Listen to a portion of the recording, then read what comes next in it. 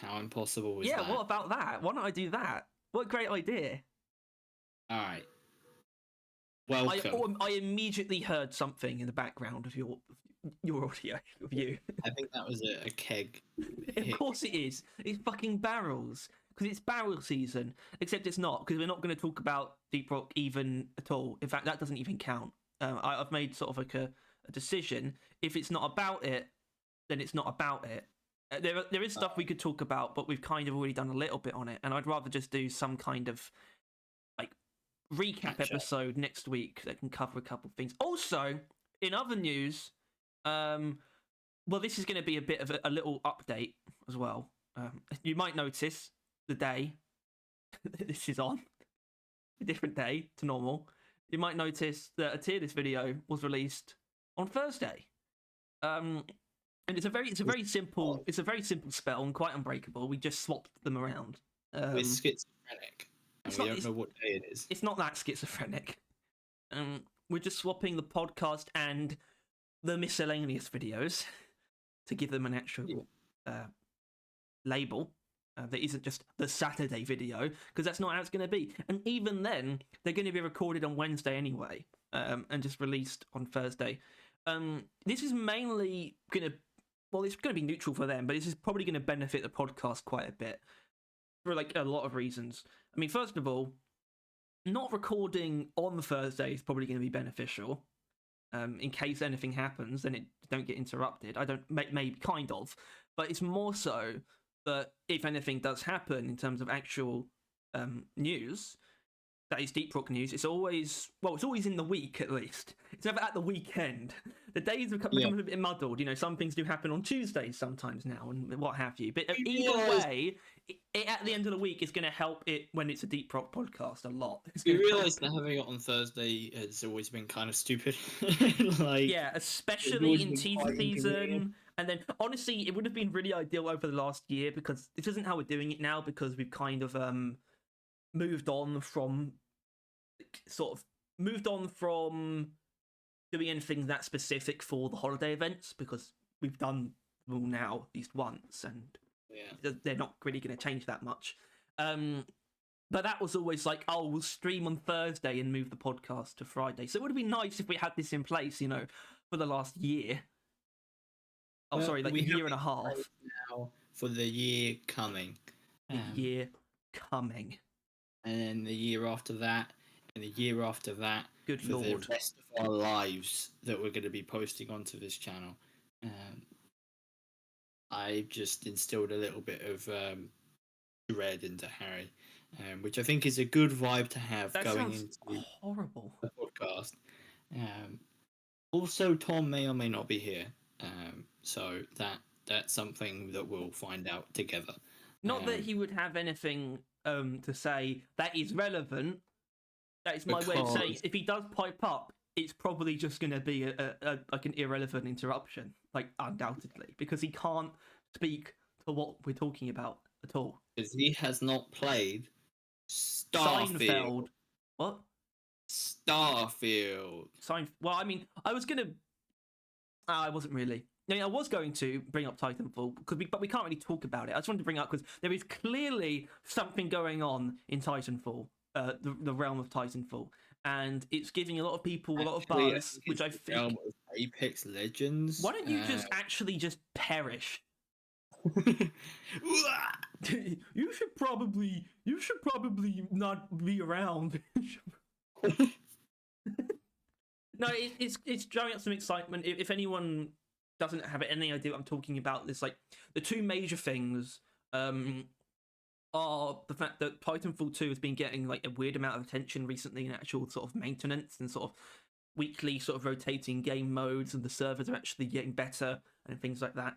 And there's also this event going on in Apex, and it's like the end date for it is like the release date of Titanfall 2.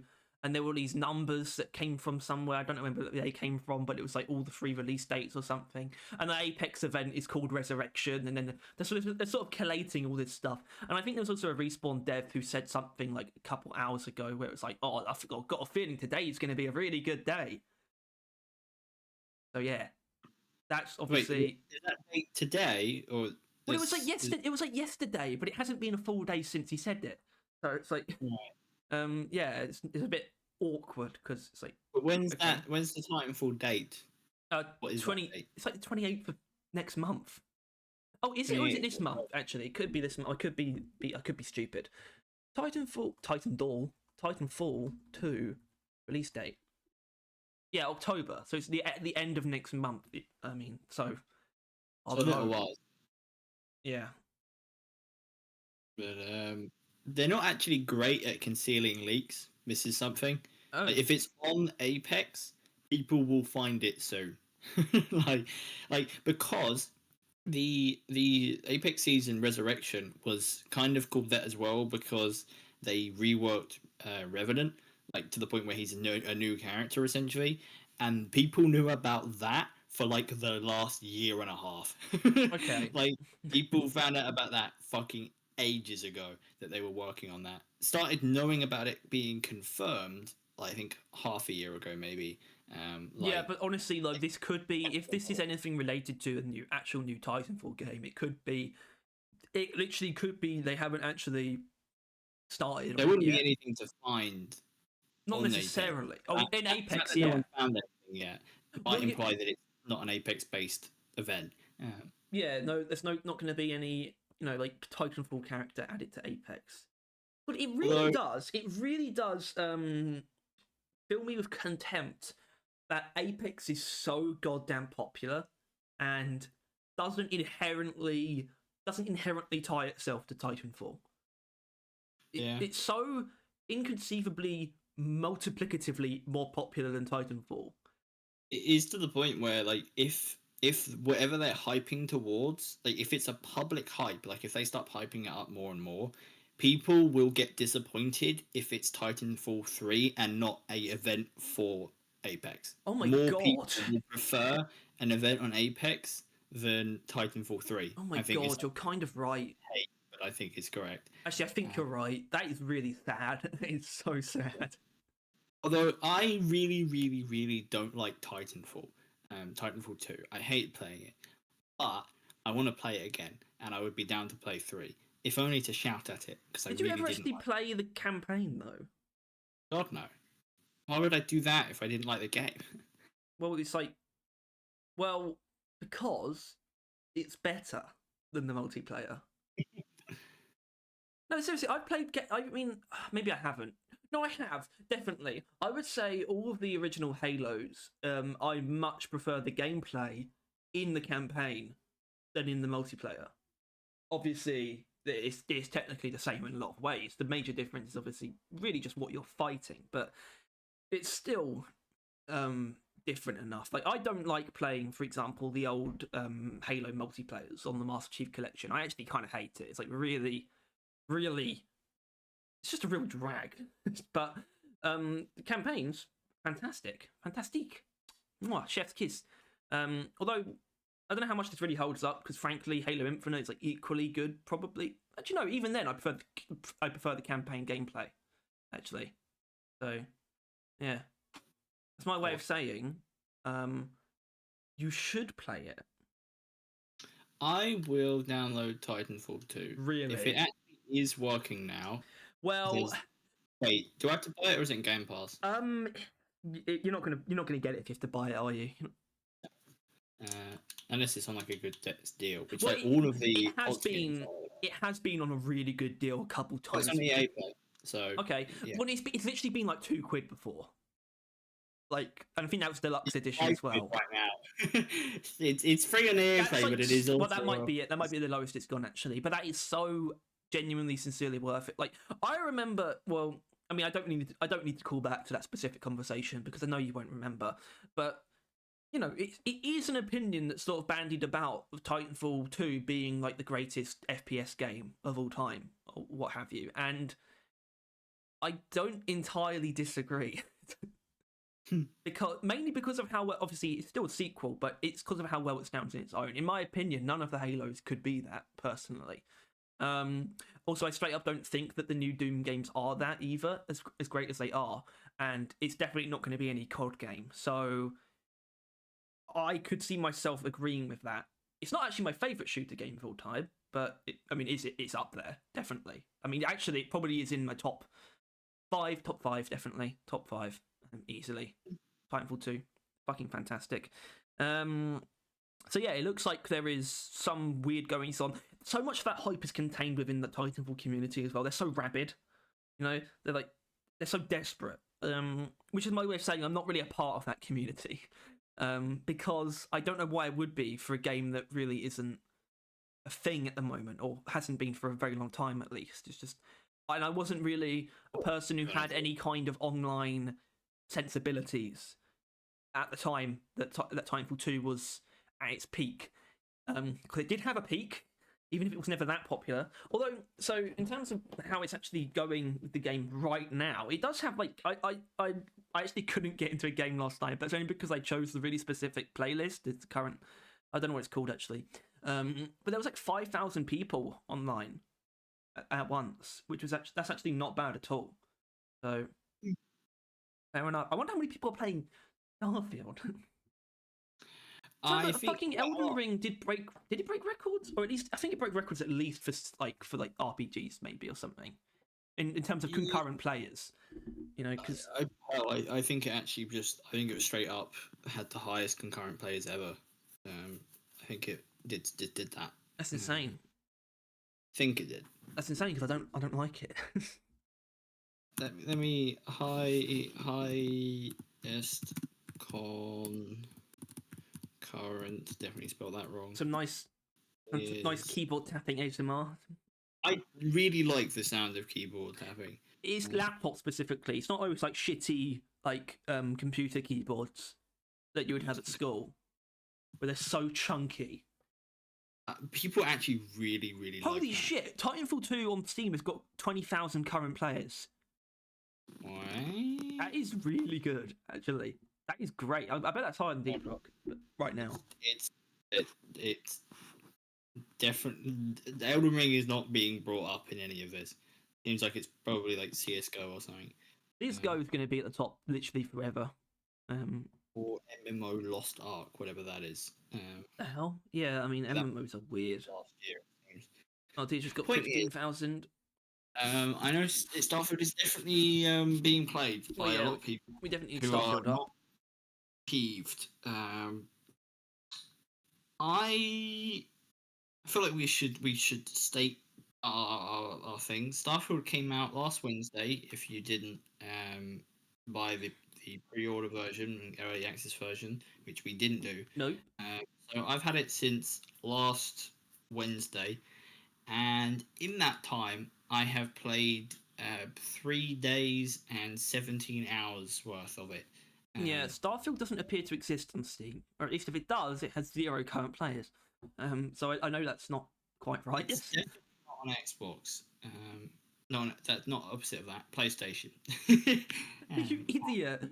Well, yeah, it's not on PlayStation. We haven't seen too much coping from the PlayStation people. That way, there's been plenty. Yeah, I mean, and obviously, it's been ripe for the picking. Suitable for a good ribbing, one might say, from the ponies. And I say ponies in the sense of the rabid, crazy, irrational fans, right? I don't say ponies as in that's just me insulting people who play PlayStation. Ponies, to me, are the console war PlayStation fans. And yeah, it's ponies and Xbox. Yeah. I guess ponies is like a lot of different things. I guess the P can come from PlayStation, but it's also like Sony ponies or something. I don't know. It's weird. And yeah, it's especially as a Bethesda game. Like honestly, it was probably to them a fucking golden opportunity that the next big like Xbox exclusive release was a Bethesda game. They're probably like, yes, we can tear this apart. And they tried. They tried their damnedest. Yeah. Well, the issue is you can't land on Jupiter. You can't land.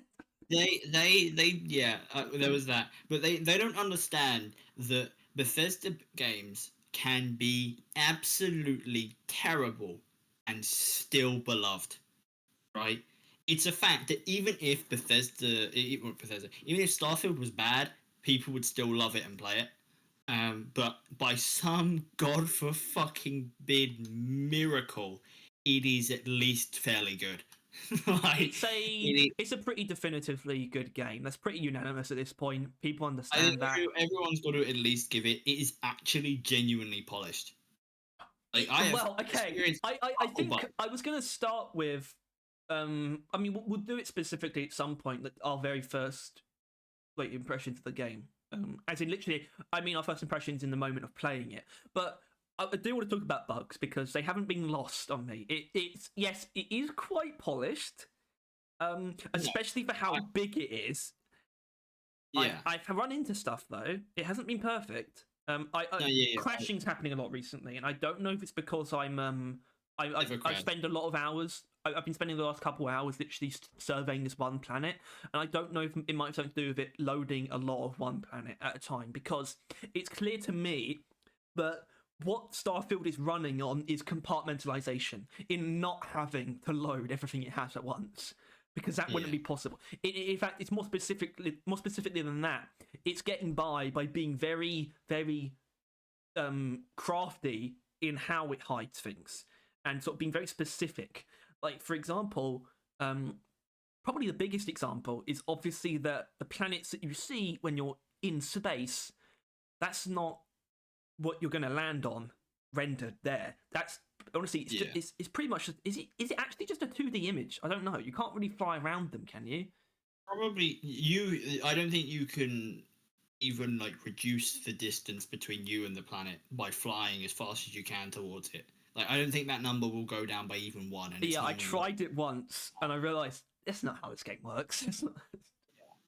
That's just not it. and yeah, I think that was the key thing that like that basically just during the early access thing people threw a fit about, like that is like that was the main actual genuine issue people had with the game, which is I think more genuine than not being able to land on gas giants. Well, I is mean, the gas giant causes thing was always harm. interesting to me. Oh, fun. Well, I mean, that's different. But the gas giant thing was always interesting to me because, actually, no, I'll get to the sun because that could be cool as well. But that was interesting to me because it immediately made me think it would be really cool if there were settlements in gas giants, like their space stations hidden in the gas giants. Like that would be pretty awesome. I mean, so it's not Yeah, the issue is I crazy, think but they did I do think and they then you could lent fly around inside a different environment. It's like not space. It's like in a planet. It's like in a gas giant, and you're flying your ship. That could have been pretty cool. There is. I've obviously not done everything, but there is an area which is like somewhere you cannot be unless you like get a bunch of things throughout the quest line. Like it's this giant electromagnetic death pit essentially, where anything that enters there immediately gets all the systems fried and just is in dead space. Like that's it, game over. And you have to basically Lost in get your ship space. into a state where it wouldn't immediately get destroyed. I didn't realize that it still is getting destroyed, so I actually did get destroyed, and then I sped up a little bit. But Oh, uh, it's I don't know. Yeah, they did lean more into realism, which means it's often kind of boring. Because like there is never aliens, a sentient life that I've found. I don't think I've not heard anyone talk about it either. If that's like the spoiler for the end of the game. yeah. Um, I mean, I wouldn't be surprised if it is though. Um, honestly, It could be, but I really would have thought I would have heard it by now. Um, they do kind of debate you with it. There's debate. like a random side quest where I mean I would say it's a spoiler, but it's a side quest that you just can bump into.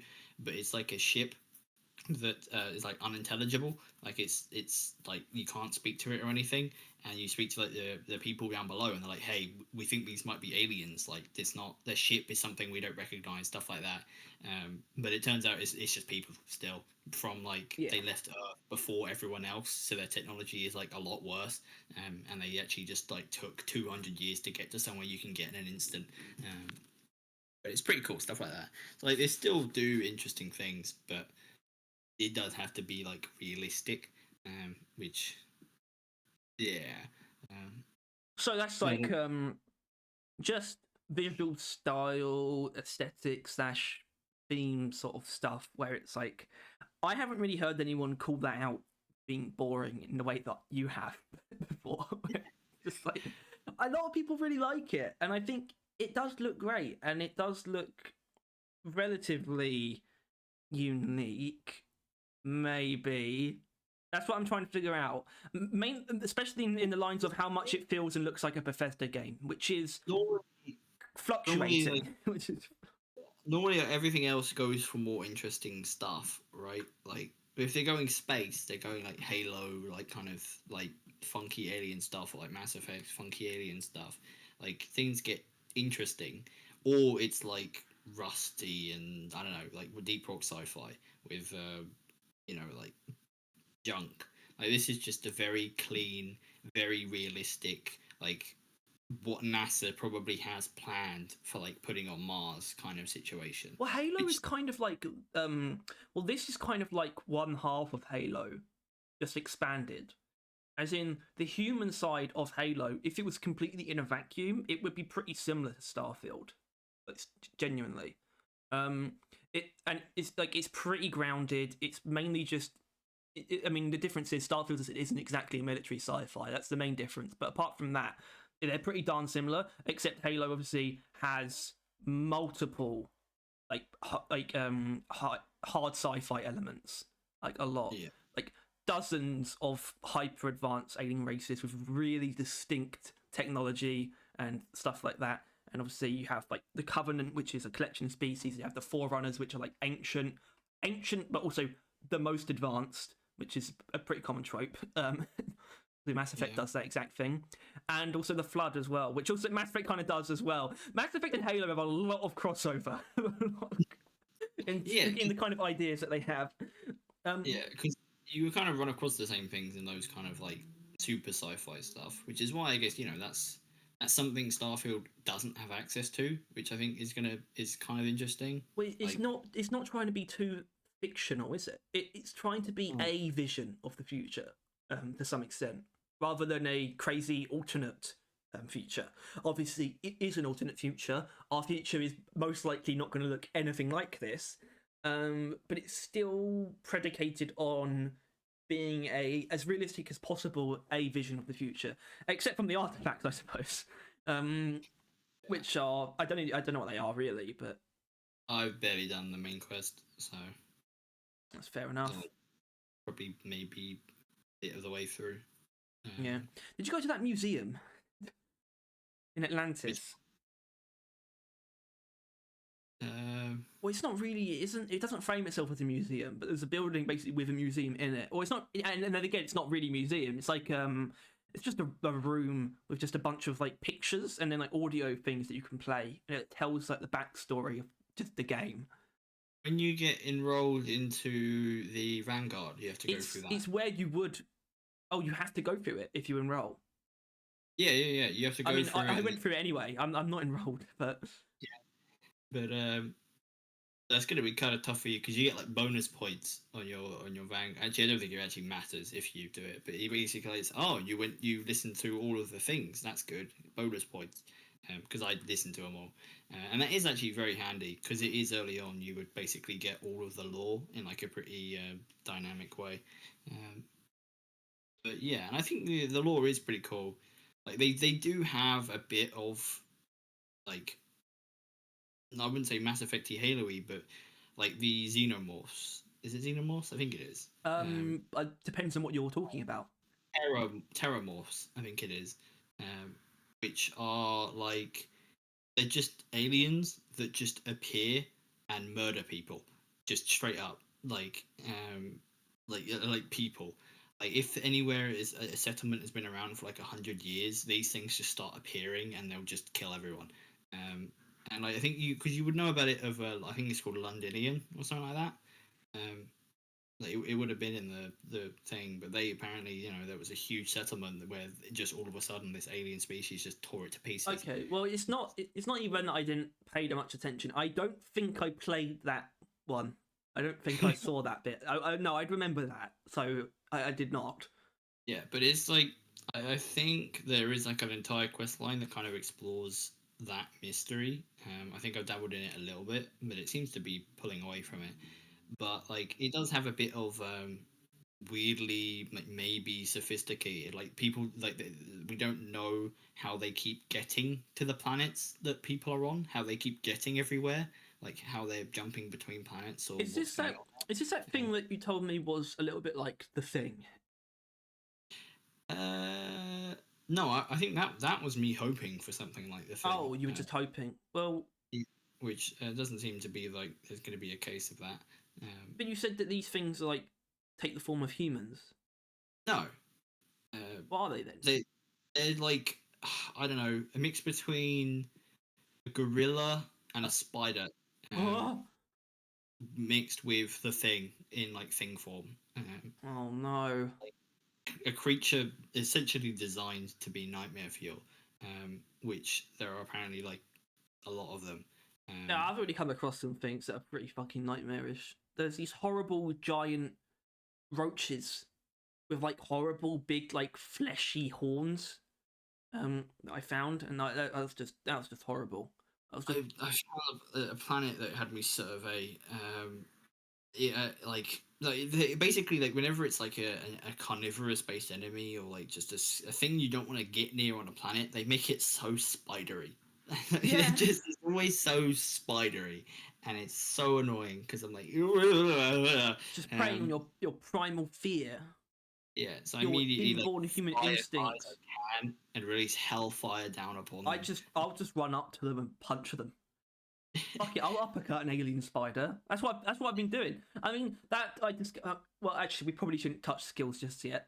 We probably shouldn't. Well, we're not doing anything particular. Okay, skills. Um, Yeah. We'll talk about the skills we value and like, and well, I would say that that is like the melee side of things, but well, hold on, because like the system as a whole, it's like divided into five sort of trees of skills, which could sound low, but there's like maybe there's enough. It might be more than Skyrim has in total for actual skills. I'm not sure. Um, but either way, there's obviously the ranks and how that works. I mean, basically, what I'm asking is as a concept, does the system itself good? Because I I think actually think it's not bad. I don't think because as you know it's everyone fucking flamed Halo Infinite for starting with like its progression system was entirely challenge based.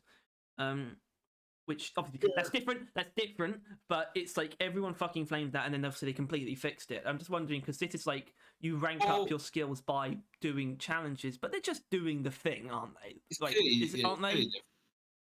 Like if you are engaging in that skill, like if you want to get stronger, like fists, having to kill people with fists shouldn't be hard for you, right? That should be something you'll clearly want to do by specking into it. And I assume it's the same for all the guns, and it's the same for like other things. Like to get better persuasion, you need to successfully persuade people, right? Which is a content that you will be wanting to engage with if you want better persuasion. Like it's not illogical what they try and get you to do, is it really? Like if you're trying to I don't know, for some of them they have to stretch some things, but like the weightlifting one where Yeah. you get more weight, right? It wants you to just you need to sprint around at 75% or higher weight, which is not Smash. that.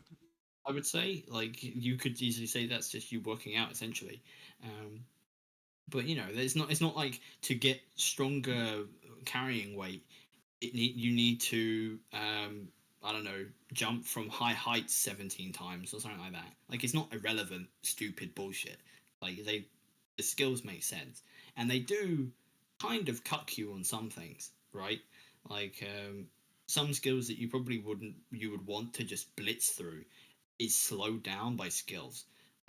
Like an example of it, like the probably the most difficult skill I've seen so far to level up is the regeneration one on fitness, um, where just to get to like from the first one to the second one, you need to go down to 25 less than 25% health and then get all the way back up to full 3 times. That needs to occur 3 times. Ooh, that doesn't It's sound that not hard, bad. specifically because of that skill. It becomes quite easy because that skill, if you reach below 25 health and you don't die at all, you will inevitably get back to full health. Um, but it does take a little while to do that. 3 times. 3 times wasn't that hard. But I've got the next skill up, and obviously it's quicker regen. But like, and I've got to do it 7 times, which I've not done yet because it. Generally, I don't take that much damage that often. Like, Good for I don't know if you. you know, Starfield's not that combat based. Like normally in like Fallout and Skyrim, and mostly Skyrim, very much Skyrim. Every mission ended up you having to fight it through a cave Oh yeah, or well, a. I mean, Elder Scrolls is obviously like the most combat focused of all of Yeah, these games, right? it didn't There's a even have like. lot of there's a lot Yeah, of missions in Fallout and Starfield actually that involve persuasion and talking your way yeah, out, and you don't even have to have combat. That almost doesn't happen in Elder Scrolls, and not just because they've clearly designed the quests that way, but also because Elder Scrolls just doesn't really have a persuasion system. it Um, doesn't. not The that I only would way. call what they have much of one in Starfield and Fallout, but it's pretty much the same, isn't it, between Starfield and Fallout? Because I was thinking when I was like doing persuasion stuff, like, oh, this is I better than better than Skyrim. Like I can actually, it actually gives you a set of different options. And well, it's. I would say the closest thing it comes to is like Oblivion. Persuasion, right? It's like you have to kind of understand who you're talking to and say the correct things. But even then, I don't know. I find the Starfield's persuasion really fucking annoying, and especially because like the system implies and kind of shows that like you should say the right thing to the right person, yet the persuasion skill increases your persuasion chance. So what? But if it's chance based, then what's the saying the right thing to the right person? That doesn't make any fucking sense. So is it just chance based anyway, like all the time, or is it that like say the right thing and your chance is higher? And an example of this, it because might have. Well, hold on. Does it not have something to do with? which God, this point? could be this. The thing is, this could be quite thin, but it could have something to do with the way that followers respond to what you do. Um, in that maybe you want to pick the nicer options and have them work against people who wouldn't necessarily respond to nicer options. Maybe it's a role playing thing. Yeah, Maybe. well, it's interesting because I for like a vast majority of the beginning of the game I actually didn't really do that. Like if I failed a persuasion check, I failed a persuasion check. Oh well. But it's been really getting on my nerves recently, and there's some situations where I feel so fucking shortchanged that I'm like, no, fuck you, that should have worked. So reset basically is what I've done a couple times now. Yeah. Um, Okay, so there and is a way to gain passive regeneration. Sorry, it's important that I found this out. Like yeah. it's in the final tier of Yeah, physical. which isn't that hard to get, especially if you're going through the fist line. You'll unlock that tier fairly soon, if not already there. But I'm the at boxing rank, or at least I'm doing the challenge for rank 3 currently. yeah, Kill 100 enemies when on attack. I want to point out because I don't know what you're trying to do in that, or if you've gotten anywhere with that. Because I know that we sort of agreed that it's pretty clunky, or at least like it's not easy to do the fists necessarily. no, not at all. Especially when they're bad, right? Like it's hard to get those kills with your fists not upgraded. Well, you know, ranking up is like kill like fucking bugs and weak shit, like, just random well, no. aliens. I found that just randomly on a planet there was this base that was just filled with literally 50 to 100 of those tiny little worms. Right? Perfect. I know. I got my. Currently, I'm on rank 2, and I killed like the 50 enemy. Where is 50 it? enemy wants me to. But I don't think I could tell you, and it probably wouldn't be there even if I told you. That's something they prided themselves on, that stuff changes. But yeah, I just punched as many of those as I needed to, and then I left it because hopefully they'll still be there. I know my companion probably killed a lot of them, but yeah, that kind of thing. Anytime I see a little bug, I unequip. Well, that's something actually. Genuine complaint. You should be able to unequip a weapon by either picking a no weapon on your favorites or picking that same weapon and it should unequip it. You should not have to go all the way into your inventory to take off the weapon to pull out your fists. That is janky as hell, especially considering they clearly want you to use your fists. Yeah. It's like that was that really doesn't make sense to me. Like that is a really straightforward, like Especially pretty lacking pretty cool. decision. I mean, I don't know what it is. I don't know if it's bad judgment or oversight because obviously, I think before there's how it works is that multiple. way. Yeah, I If mean, you I imagine it favorite your does. weapon, you click that weapon again on the favorite menu, and I think it will take it off. I That's think I'm exactly pretty how sure it it should does. work. Or Yeah. there is a melee, just a fists slot, something like that. Either way, I'm weirded out that they don't have it, and it's so fucking janky. Considering they have 3 skills that like work towards fists. It's the thing that makes it the hardest to do for me. Actually, Yeah, that's the really annoying. biggest barricade to specking into that is that. Yeah. So I would say the only reason I'm specking into fists because it's not like I'm even using them when I do. It's purely because it's not like I'm going to spec into combat. Genuinely, like, well, I mean, I'm of the well. Hold on, okay. The dichotomy or the duality, I guess, of the combat to physical tree, because we've pretty cleanly agreed that physical is the best tree. Which I have no doubt, by the way, that there's going to be some bullshit like meta discussions that will find out that somehow fucking science is the best for like everything or something like that. There's going to be some bullshit. I bet it's going to turn out like that the consensus is probably that physical is the worst, just to spite us. I have no doubt about that. But what I don't doubt is that combat probably is the worst. yeah, combat is like And I right. just mean from an intrigue perspective mainly. Break Right? it down. Break it down. Physical is basically survivability and stealth and melee combat.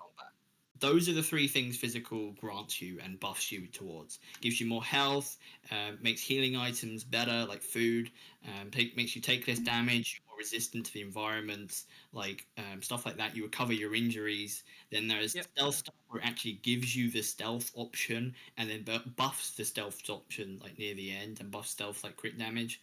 And then the melee stuff, the boxing, the martial arts, which technically also martial arts works with melee weapons, and then Neuro Strike, which actually makes melee viable, I would say. Like, I skipped martial arts for now just to get that stun. Stun makes meleeing possible. Yeah, I mean that's probably a good idea actually.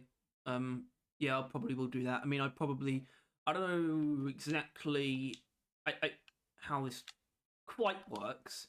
Looking at the tier, and it doesn't like you just need to spec like put a certain amount of points in, and then you get the next tier, like next level. Yeah. Just It generally, doesn't there tell me needs where to I'm be at. But it doesn't. the physical section, which is not hard. I think if you have like 2 fully done and then like another one like halfway through, and you'll have the final tier Oh yeah, well I unlocked. actually am on that 4th tier. Actually, I didn't realize. So if I Yeah, click on really not hard to get to the end. yeah, I need to spend 4 more points to unlock the final one. So I mean, why wouldn't I spec a little bit into martial arts? You can, but I just saying since I didn't need to because I've fully completed weightlifting and wellness. Wellness because I started with it, weightlifting because I'm a hoarder, and so by that point I'd essentially like gotten most of the way to the final one already.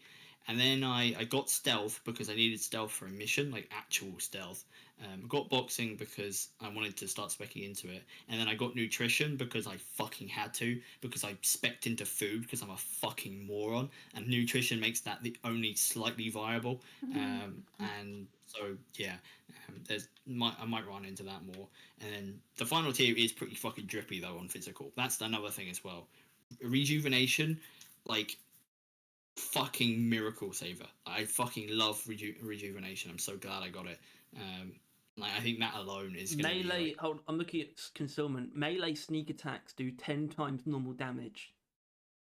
I want yeah, that. yeah. I think Thomas muted himself.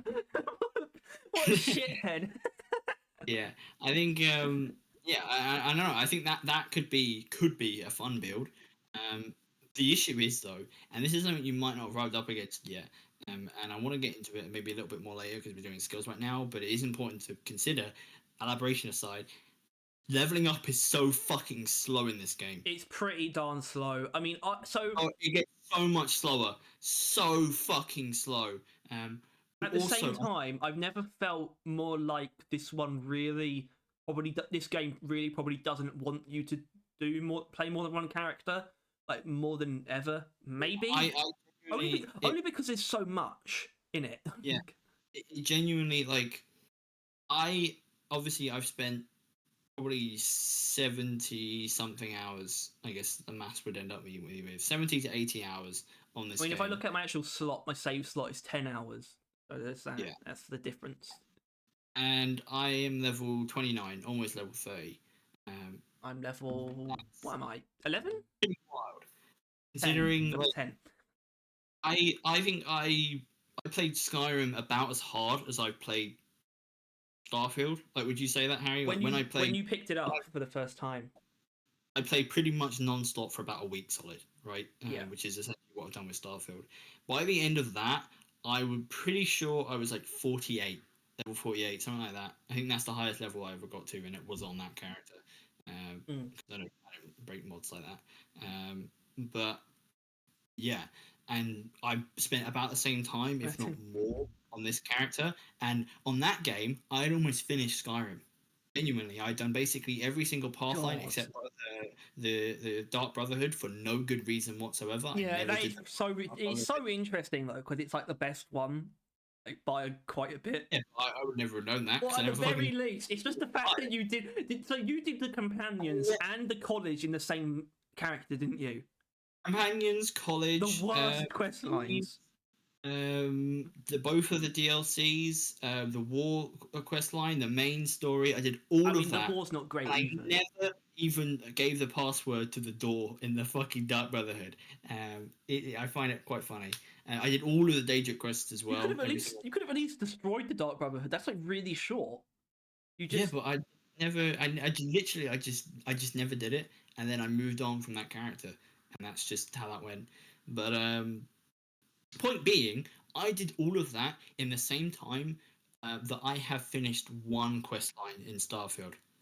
yeah, maybe we should sort of address that because by that I mean this game is pretty fucking big, isn't it? This game. I don't know if you've noticed some of your like a quest, like because I don't know how like the main quest you, but like the thing that shows you all the things that you've done in a single quest gets so fucking long. Yeah, Like I it's really hate so I many really boxes. hate like bloated quest journal stuff. I Yeah, mean, thank God they have it like categorized. Like they got that's pretty great actually. Um, different categories for missions, so you don't have to look at everything at the same time. I mean, that's pretty main nice. and misc mission activities, and it's pretty solid. What's the mission category? What is that? Mission is when you They're all you know those missions. boards, you know those like computers where it's essentially Oh, yeah, mission board stuff from the mission yeah, board. Well, yeah, I've got one. It's because it's a survey I'm doing. yeah, you would just go there, apply for it, do that, and then it would be rinse repeat. It's rinse repeat quests. I'm pretty sure. The payout not very well. The Crimson Fleet one was actually a fair amount, but I hard no pirated this run. Genuinely, Yeah, you have, haven't you? I just said fuck it. Because so many times have I tried forcing being a bad guy. Then this is mostly after coming out and playing Mass Effect, where I'm like, oh yeah, I'm a Speaking renegade. of bad boys, who's out on the motorbike? I'm a renegade. I do bad boy things. But then I end out with like easily matching my like renegade stuff with like the good guy stuff, and I'm like, fuck it, I've had enough.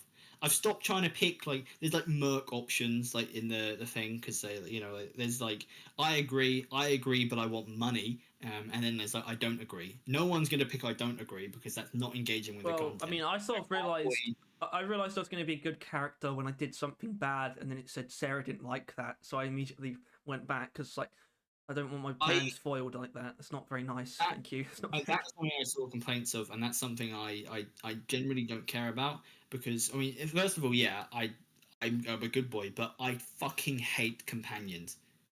Like I don't. I've been playing with Sarah recently just because I wanted to see what it's like. Complete lateral move. She does nothing except sometimes I accidentally shoot a civilian and she immediately turns on me and tries to kill me. I have to reset the game. Um, I had a grenade launcher and I shot at a monster that was attacking a civilian, hit both of them, and immediately Sarah stopped following me. It's like okay, cool. So basically, I hate companions. They're so fucking annoying, especially since there's only like a couple of them and they're all like boring assholes. and apparently there's not a bad one. Like I saw people complaining about that. Like if you want to be a bad character, there isn't really a companion that will be fine with You have that. to be a loner. Yeah, That's great. which is why I think it's just so much easier to just nut the fuck up and be a basic bitch good guy. So that's what I am. Honestly, both of my. I guess we should. I want to talk about like our actual characters. I mean, mainly from like the character creation point of view. Fucking pronouns. Anyway, because like my traits, for example, I said that I only picked one. That's not true. I picked two traits. I picked introvert, and I picked one that I can't remember, and I don't know how to look at them. How do you look? Do you know how to Right, look at go them? on the main menu where everything is, and then Oh, press it's Y. status. Yeah. Found it. Yeah, that's what I was looking because I knew that existed. I just forgot where it was. Um, Character traits, introvert and taskmaster, which is if you have crew trained in certain ship systems, that system will automatically repair itself to full health when it is damaged below 50%. However, all crew cost twice as much to hire. So it's just like if I do bother getting crew, they'll be better, but I'm probably not going to anyway. So I'm not really bothered about them being more expensive. So yeah. Basically, went for a diplomat background Oh because yeah. I wanted the speech thing. Because generally speaking, Because you knew you weren't going to spec into it in what the speech? skills. Um, what? Surely being a diplomat will give you the edge without really having to spec into the actual skill tree at all. Well, it gives you the start of the skill tree, and I knew I was gonna go through persuasion, which I have done. I've completed persuasion. I've now got 50% more likely to persuade. Yet I still fail regularly, which pisses me the fuck off. Don't Because it's have the like silver tongue. any other game, literally, like just like you get the highest speech in fucking Fallout 4. You are guaranteed to convince anyone to do fucking anything. Like you can get like you can ask for money and then ask for more money and then ask for even more money, and it's like red, glaring red, like do not do this. You will like lose the money that you asked for previously, and you'll fucking pass it like 80% of the time. But in You this can just game, become a I fucking am fountain of charisma, basically. That's yeah, what it is. you can convince them to fucking trade you their literal lifeblood, like their keys to their house. But in this game, like I fully spec'd into it, which is one fucking skill. That's something, you know. It's an entire thing called social. The entire thing is called social. There is one skill that makes you better at speaking. Right, yeah, um, I actually haven't really looked at the other social skills. So speaking gastronomy. oh, don't. Oh, I haven't actually Well, I completed it mean, yet. commerce makes perfect sense. Yeah, well, Scavenging doesn't. because what's Theft by doesn't. Well, no, 20%? social's just like that's just like the thief skill tree, really. It only has like one thief thing. That's it. No. It's a lot of thief stuff because well, that's intimidation is speech as well. If you Some parallel it with irons. Skyrim, if you take all of these skills except sneak, I guess, because sneak is in physical this time, but it's like things like it's got pickpocketing is there. Scavenging is actually a thing which is a lock picking thing, I think, where you can find better stuff. Obviously, commerce and persuasion is all speech. Intimidation is speech. Isolation. That's perfect for me. Yeah, I've been thinking of getting that, but Negotiation, diplomacy. Tyler, there's not quite. It's not bad. Pretty yeah, none of them come up in speech except for that bribing right. one. But I'm not giving people my money. I need the millions upon millions of credits I earn. Instigation. How does that work? I don't Fucking know. mind tricks. It's just Jedi mind tricks. Yeah, yeah. But I kind of want to engage in that stuff because it seems interesting. It seems like illusion magic, essentially, right? Yeah, like xenosociology, the Manipulation at Beastmaster. the end of speech.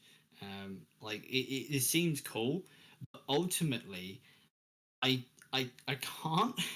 like I I I level up too slowly, and there's too limited amount of points that I can't. I don't think I can engage with it because, and this is my genuine thing that makes me want to restart, but I know I can't bring myself to restart. I really, really, really regret specking into gastronomy and food as a whole. That is 6 points that I'm gonna have to put 2 more into, so it was actually worth You're it. trying to be Sanji, aren't you? You don't. Diplomat starts with cooking, and I thought it was Does kind of your character look like Sanji? not at all. Is he called Although I Sanji? do do it because you can actually get fairly close. Yeah, Like there someone is made Todd Howard, and they were like, "I've created the perfect man." yeah. But yeah, no, I didn't do that. But it's just yeah, I thought I'd spec into food because fuck it, it's something to spec into. But it's not worth it. It's fucking awful. Um, like it's like food that you'll invest like 5 different ingredients of, most of which are so rare you would have to buy outright to make food that gives you like health without the other skill, like the one that buffs it, the nutrition. Like 20 fucking health and like 8% oxygen regen for like tons of credits and or time gathering it, and it's just not fucking worth it. And it's so stupid. I'm pissed I invested in it, but hey ho.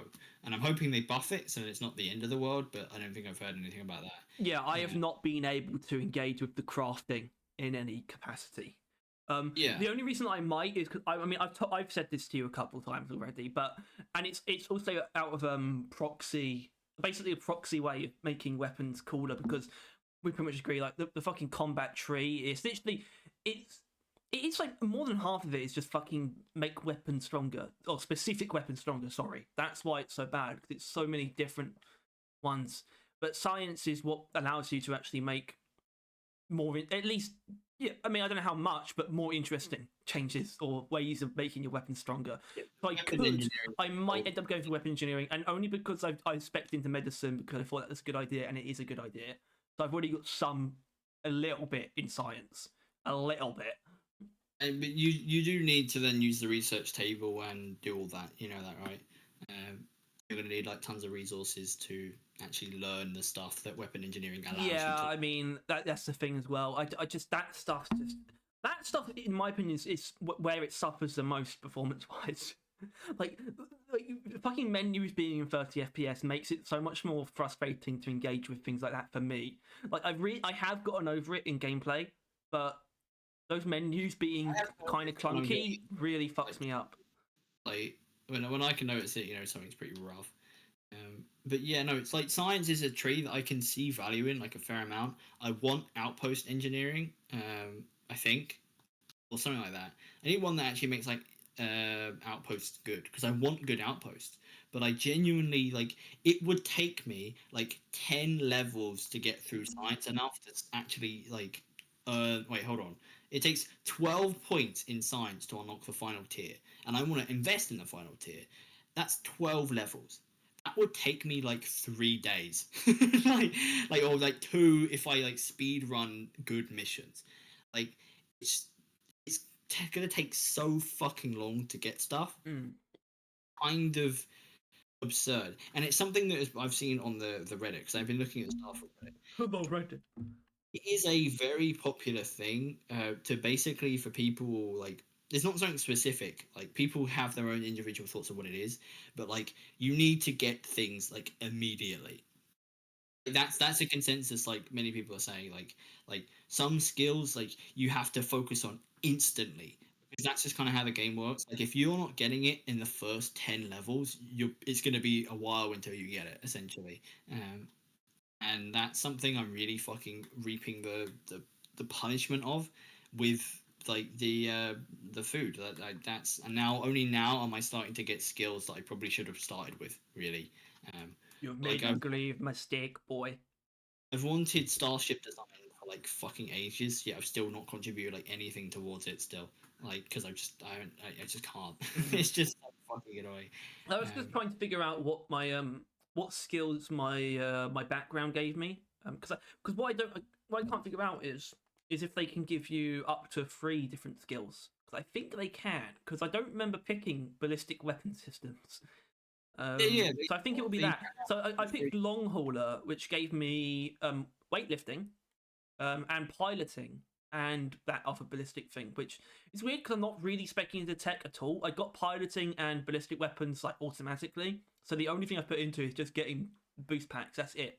I'm probably not going to spec into tech at all anyway from now on. you want security. Security. Yeah, that's the lockpicking one. Oh shit. Yeah, lockpicking. Right. Digipicks. Great. I don't know what to make of those. They're weird. They're fucking difficult. Not difficult, but sometimes can be. Like they're actual genuine mental effort to do most of the time. Like the novice ones, piss. They're fine. They're easy. Like even the ones after that, I think it's advanced. Piss easy. Like expert, I'm starting to sit there for like 5 minutes, like sorting it out. And then master locks. If I don't have a bunch of like auto done like sage ready for me, take me like half an hour. Like half an hour for master lock. It's not really probably not half an hour. 15 minutes is genuinely, I think, without exaggeration, on average, how long But it how? takes. I don't understand how that works because like, is that you just spending time looking at it? Mostly, yeah, because Because if you if take you do it, then you lose the things that you need to do it. Yeah, because if you take action, you could actually fuck yourself over. Do you get like a pad out, like a paper and pen? Like, No, I probably should. I try and do it all mentally, and I lose track of it most of the time.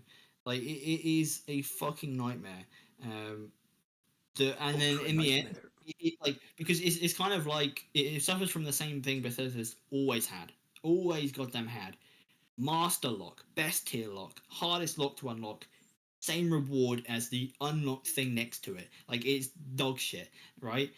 And it is the worst on this one because master locks are such a fucking investment of not just digipicks, because it's not digipicks, it's the same amount of digipicks, right? You don't spend any more like you would like on like Skyrim. Like you'd use quite a few lockpicks on a master lock.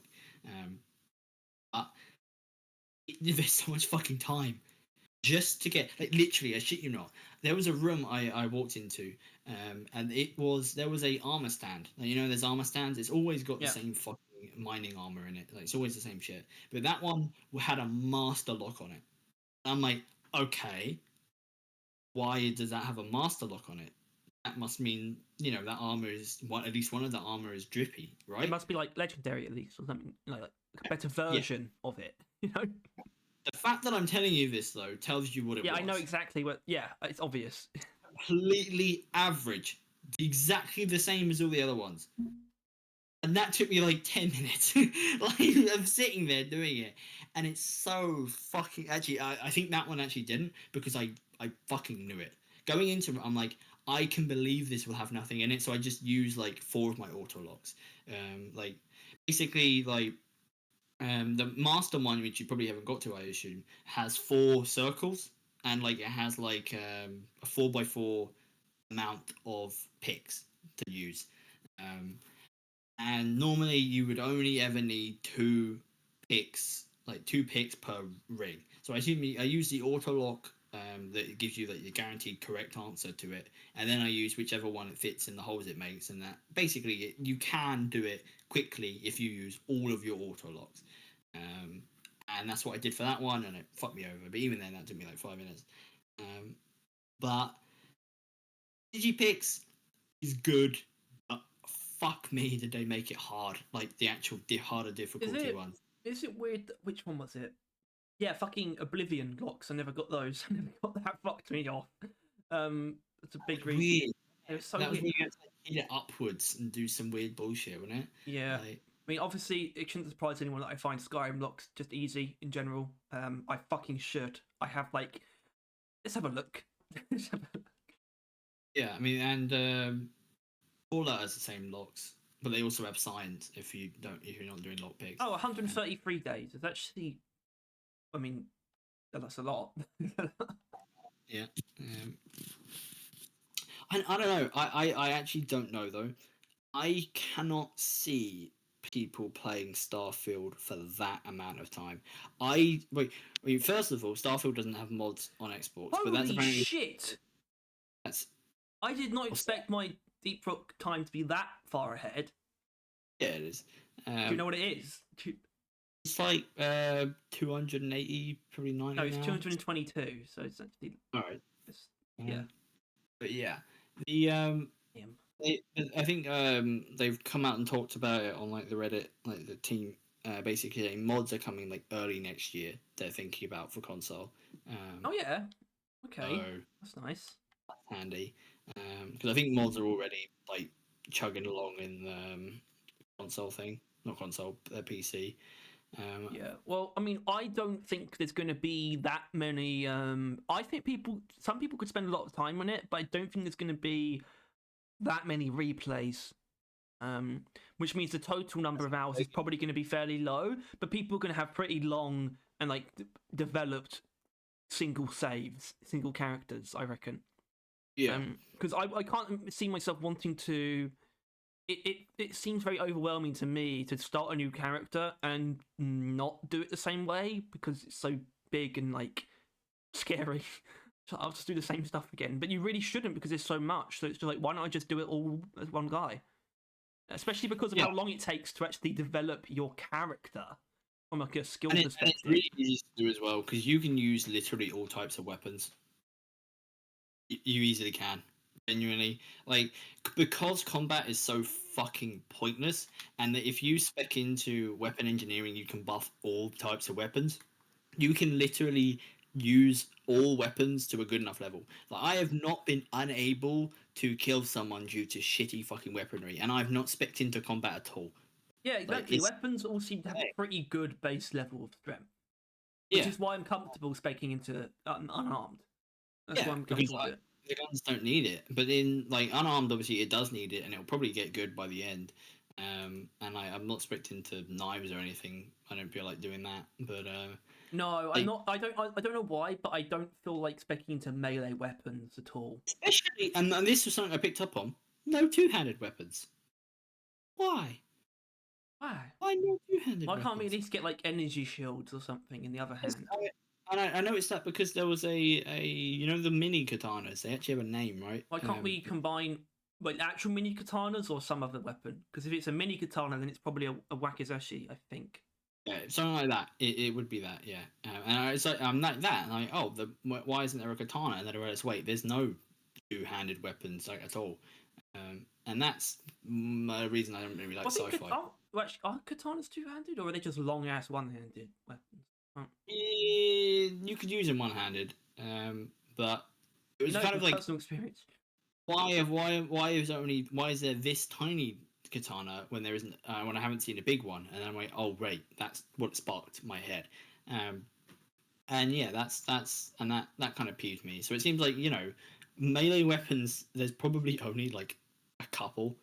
Like I'm actually gonna fuck it. I'm gonna look that Yeah, up. well, it was always going to be the least that focused, you Yeah, know. well, in gun games they always are. Well, especially with like ship combat being something they did as well. Like, Yeah, there's a lot here, and like obviously ship combat is a whole other thing as well. I mean, I still the ships still aren't as integral to the experience to me as I expected. Um, it could just be I haven't had enough time. It really is possible, but especially with how you travel and whatnot, you just sort of fast travel between points. Aside from when you're in combat, you just sort of sit there and then click on the planets and stuff. Hold on, go. yeah. So I've looked up melee weapons on the website. It looks like there is one, two, three, four, five melee weapons. Um, One of which is apparently a really good late game weapon, which I found really early on and got rid of, which pisses me off. Can't mean that good. Uh, no, it is good. It's a Varun Pain Blade, and it's like Why'd a. you get rid of it though? What? Well, actually, I don't think I had it. It was in a store. I think a guy was selling it, and I thought that's good, but I didn't buy it. I think that's technically what occurred. Could you even afford it? Oh, almost definitely. The economy in this game is fucking dreadful. It's is uh, uh, it was feels like it was designed because of ships cost in mind. Like you get given a lot of money, Yes. essentially everything. Everything pays you out a minimum of 2k, and like and just yeah, like the most Well, I think menial part 2000. okay, so I do think that is just them making it accessible and sort of doing their thing and making things really simple. But I mean, that could have some basis in sort of the law. It could just be like because ships are the commodity. Like food and that kind of thing is not a problem. It's having a ship, maintaining a ship. That's the Yeah, stuff that is really important, and that's why it's so expensive. So maybe it's just reflective of that. Which, yeah, but the reason why I think that could be a real thing is because I've noticed quite a bit of that, of the actual things that the game is showing you from a story perspective, from a lore perspective, and how they work in terms of gameplay seems to me pretty well built to basically have things be really easy on you, but they sort of like from as a game from gameplay experience, but be justified in the lore. Like like the main faction Constellation, where it's just like, yeah, you can kind of like you do things however you want. You can kind of be a criminal, even though we're like the morally good faction or whatever. It's just like, that's a bit well, loose. That's a bit one thing. lax. That's a bit. Isn't really a spoiler since it's the beginning of the mission, but the bad faction, I mean, I think there might be two technically. I've not started one of the factions, but the Crimson Fleet, the pirate faction, from the beginning, you are sent in there as a UC spy. You technically can go through the entire pirate faction as a good character. And they specifically design it that way, where you can actually go through the entire thing and do all of the missions without killing anybody. Well, yeah. I guess what I kind of Oh, meant was that you can be like a good character pretty much no matter what you do, even if you do bad things. That's what I kind of yeah. meant. So I kind. Well, yeah, no, it seems like they kind of catered both sides really. That like you can do everything in this game, whether or not you're a good or a bad character. Like they made it really kind of I don't know, neutral, um, which I guess works because I think people had an issue with that. You know, they wanted you to do everything in what's it, uh, Skyrim, Yeah, but like you Skyrim. would be a good or a bad character, and it would kind of feel weird to do both of those. Um, but obviously now you can go through bad quest lines as good guys, and you can go through good ones as bad guys. But normally the bad guy, good guy ones, you just end up being a merc. Like whenever you help someone and you want to be a bad guy, you just ask for money instead of just helping them kindly, and it's just like okay, whatever. You were gonna get money anyway, so I don't bother doing it. I mean, I guess some things, when I think about Skyrim in that sense, some of it did make sense and some of it didn't. Honestly, the Dark Brotherhood, you not being too evil, is done not too badly. Like, it sounds like, oh, that's crazy. You're literally like an assassin's guild. Of course you're evil. It's just like, how could they? It must be so forced. I don't think it was actually that forced. I mean, I don't even know if you do even know the Dark Brotherhood storyline. Yeah, I did do it eventually. You know, Where it's mod kind of one. like you are mostly killing bad people, and you would, because that's the only people really want killed, you know. And especially with the way Dark Brotherhood are, you need someone, you really need to want someone dead to like want to contact them. So it's like usually you are killing pretty bad people, and then it's like, but the way that they kind of like make it quite sympathetic is probably the most fourth part, I guess, where you're kind of meant to feel like a part of this family, even though you're all fucking murderers. It's kind of a little bit weird.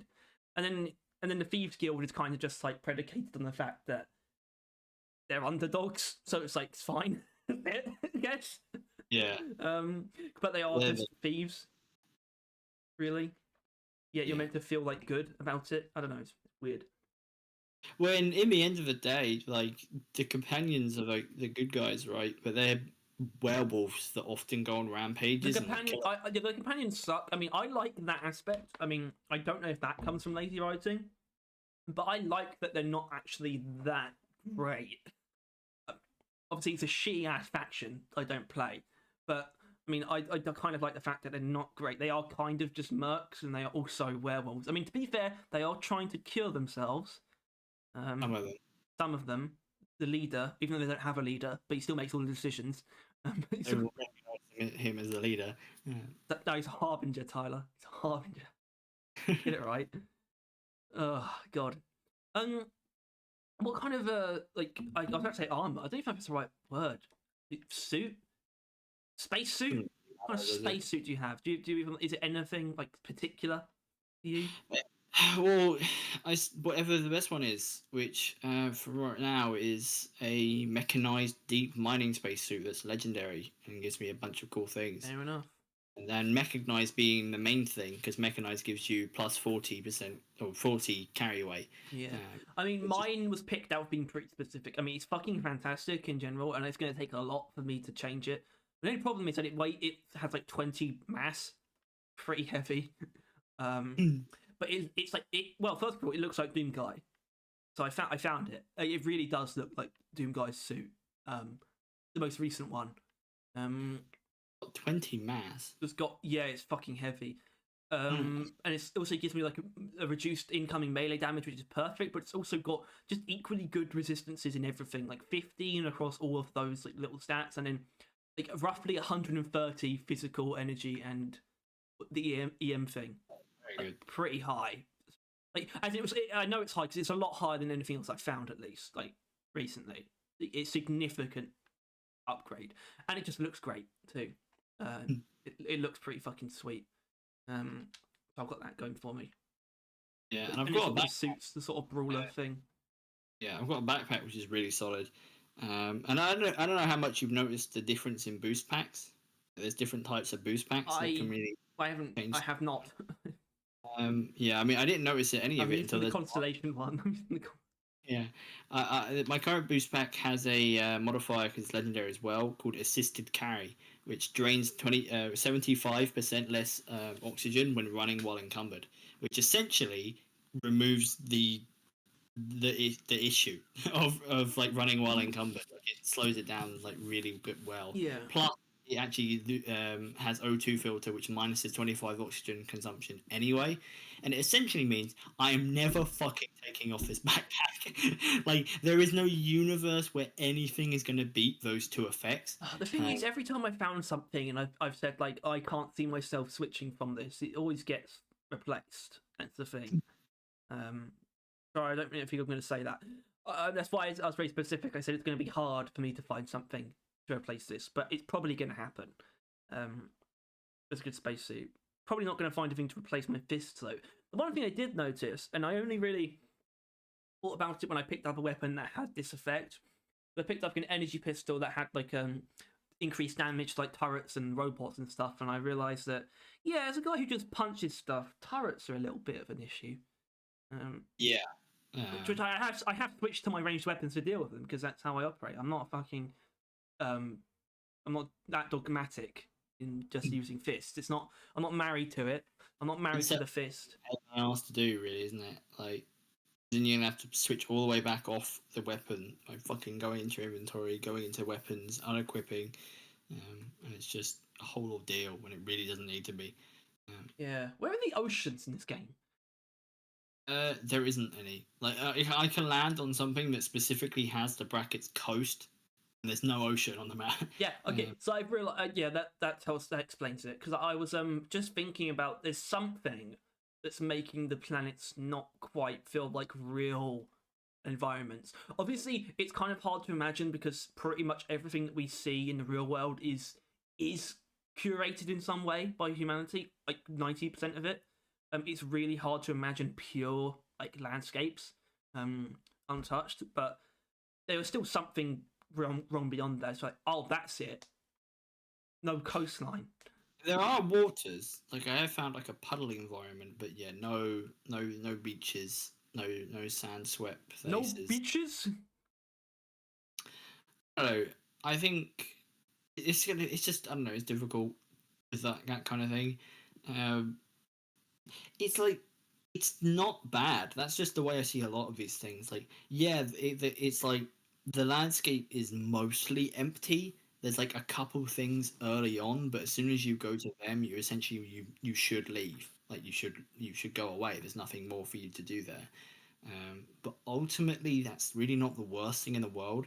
Like it just feels like it doesn't feel like a Bethesda game like the other ones was, which is what Yeah, people were. but we can sort of move on to that because I said earlier it's like, and I think we even said this yesterday. Sort of like agreed on this, where it's like it's kind of like it kind of fluctuates a lot in how much it feels like a Bethesda game because there's some ways that it does and some ways that it doesn't. And honestly, in my opinion, it sort of weaves in and out. Like it's not actually a hard line on this aspect feels Bethesda-esque and this one doesn't. Honestly, it feels like it changes within the individual aspects as well. It's like Yeah, Bizarre. It's when I'm like flying into a ship. Well, not flying into a ship. Like I've just I've flown up out of my ship and I'm in like a I don't know the space, and then I fly to a different planet, and there is a random ass ship that hails me, and I answer it, and they ask me if I've got ship insurance, and I've had that. Yeah. What did you do? Did you just blow them off? Like, I mean, I ignore them. yeah I told them I don't want any of that. Yeah. Thank you very much. Well, I think I didn't realize because I got so I mean I didn't give them anything, but I realized that I was falling for it. I did not realize it was a scam at first. Because there's no consequences. It's not a thing. No. It's not a thing. It's just them trying to get money out of you. I don't know if it does. Maybe it does actually benefit you. But at first, I was actually thinking, "Oh, I have to do this, don't I?" It took me a while to realize. I got out of that without giving them anything, but still, I felt really dumb, not really getting that. And it's like there's quite a few things like that. Like you'll just like that is the good cool space interactions. Like that is kind of funky, but like it was also it's the only ones.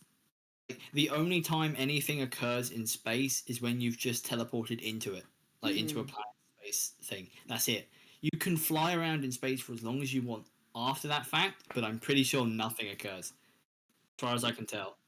No, maybe I'm wrong, but I gave it like a solid 5 minutes of just flying in space, which is very boring. There's nothing to do there. At least wandering around the planet, you can scan, gather resources and stuff. Yeah. You know, So, I space. mean, something that's come up, something that's been used, sort of on both sides of people when it comes to discourse around the game, and by both sides, I mean for the people that there are sides for. For me, there's no such thing as a side. I don't take sides in talking about games. It's not how you should do it. But obviously, people do that. Some people are for it. Some people are against it. And the people who are against it, the very obvious thing for them to use is the differences or the quote shortcomings of Starfield compared to No Man's Sky. Obviously, there are a lot on the other side as well. There's multiple areas that it is better than No Man's Sky, Yeah. or does things that No Man's Sky doesn't. At least there's a lot of things that No Man's Sky doesn't do. But like the landing from space into atmosphere, like piloting your ship down onto a planet. They're like, that No Man's Sky had this. Why can't Starfield have this? It's like, And the way I how see do I that, break it to you? the way I see that is literally is just that No Man's Sky is fucking magic. No Man's Sky is also empty as shit. There's nothing going on those planets. No Man's Sky is essentially well, yeah. No Man's Sky It's is also planet. procedurally generated, isn't it? Yeah, but so is Elder Scrolls one. Elder Elder Scrolls. Fucking hell. Starfield. Elder Scrolls Starfield's 6, Starfield. That's what it is it? Um, Next one up, Elder Scrolls 7, Elder Scrolls 6. Then Elder Scrolls 8, which is Fallout 5. Yeah. No, yeah, but the lad is on Starfield as well. It's all outside of where there's stuff to explore. no. The things that there are to explore is randomly generated, unless it's the named reason you're there. Like you're specifically there to do something. That's what you're landing on. That thing's not randomly generated. Although it probably was randomly generated there, but that may be not the case. Well, either way, it is justified by how the game works. But I mean, I still would have liked to see it. But what I really wish was the thing was still in atmosphere flying, right? Like I wouldn't. I would love to be able to. Maybe you shouldn't have to, but I wouldn't mind being able to land manually. Like you fast travel into the atmosphere, perhaps instead of just fast traveling straight to the ground. I want to be able to pilot my ship around in the sky, maybe. And then there's actual because it's just divided between walking around on the ground and flying in space. There's no crossover. No Man's Sky. That is the worst thing to be doing with a ship.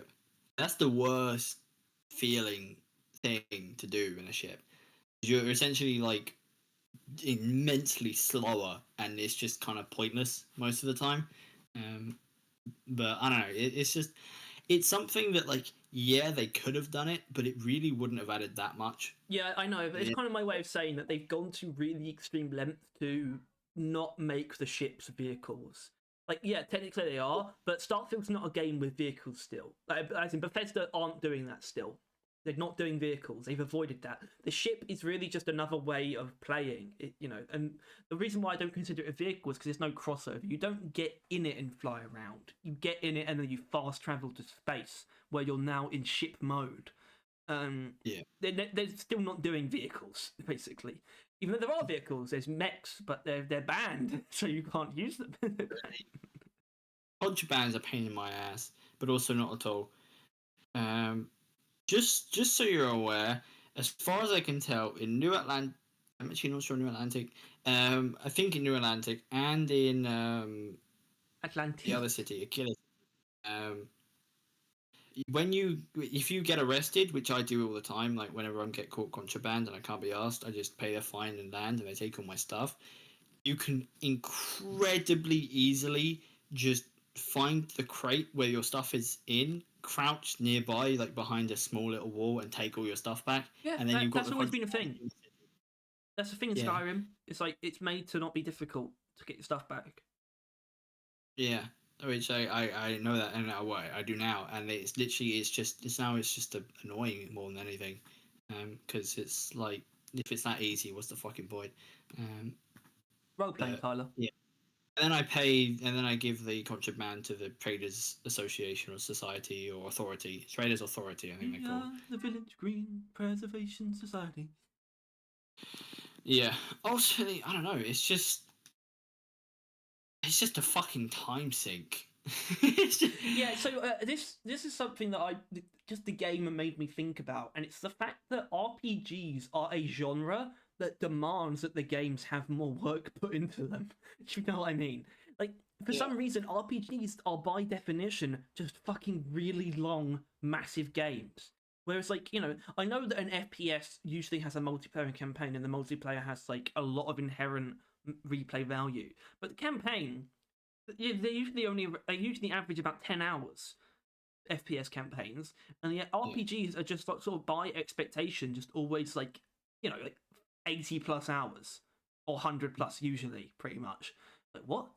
Why? I mean, like it's good. It makes sense, as in these games shouldn't be short, but why is that a thing? Why is that how things have come to be? It's really bizarre.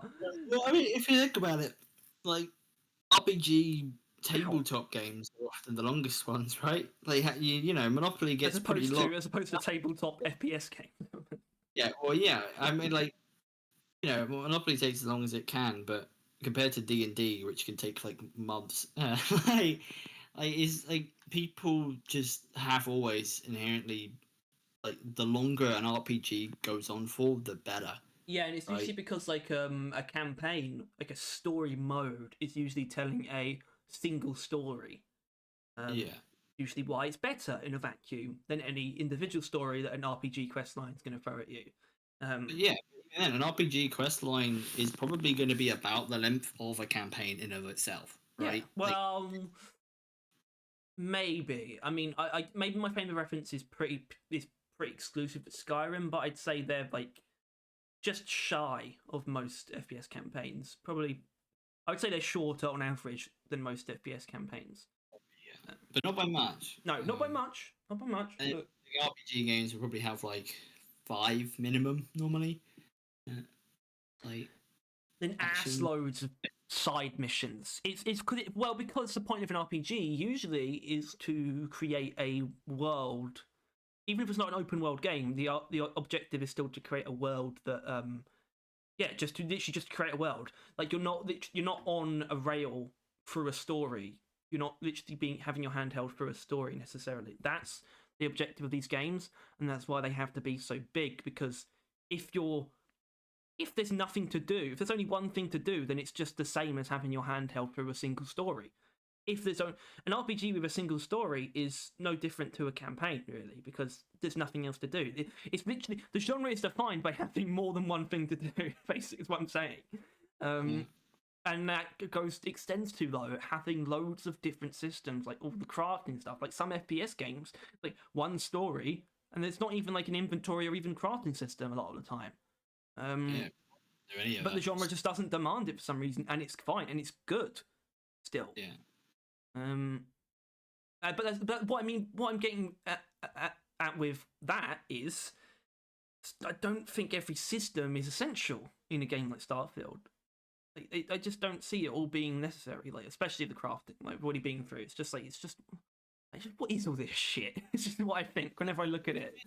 It's a reason to collect all the resources. That's it. That's it. That's all it is. It's just to satisfy a really niche thing. It's not actually designed to be that useful.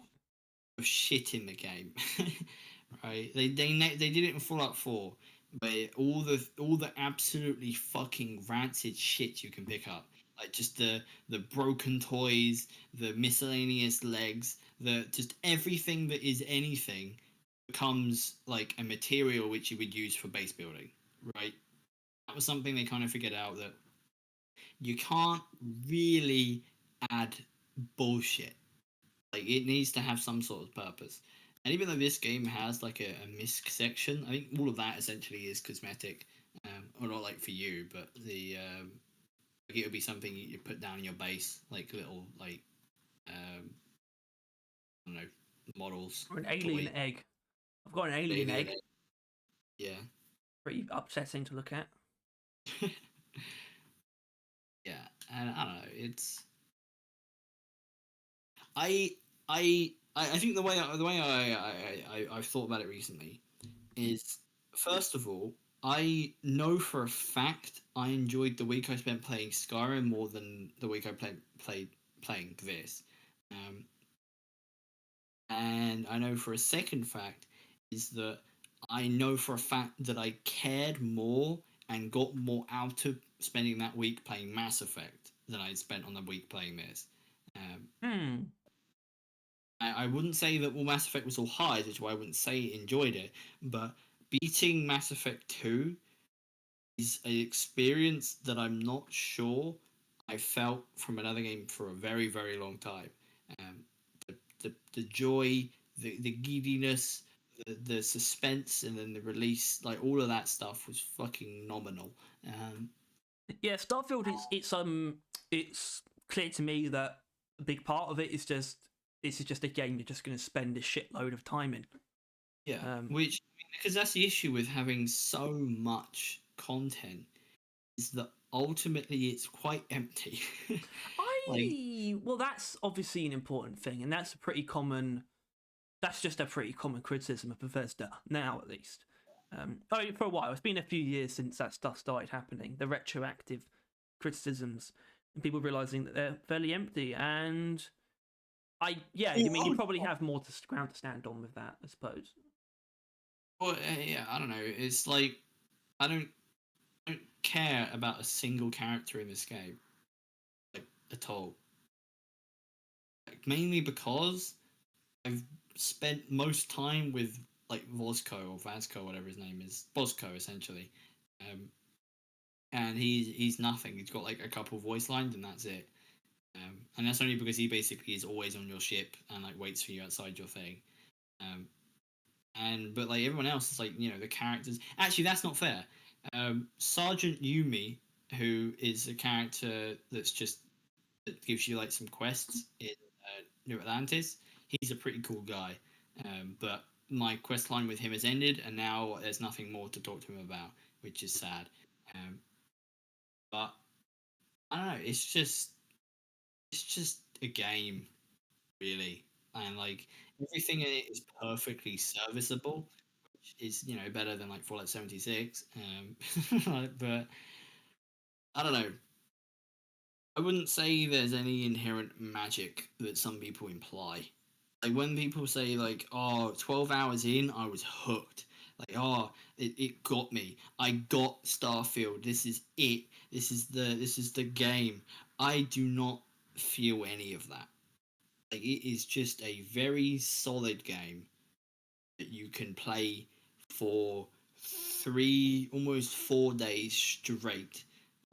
like the hours, just 24 hours. I mean, I didn't do exactly that, but like, you know what I mean, and still not have like even come close to finishing it essentially. Even though apparently you can like beat it within the first like 20 Oh, of hours, and course you people, can. If you just beeline the main quest, of course. Like, yeah, people are giving it shit for that. oh, genius, genius. Um, That's so clever. I mean, honestly, I think that is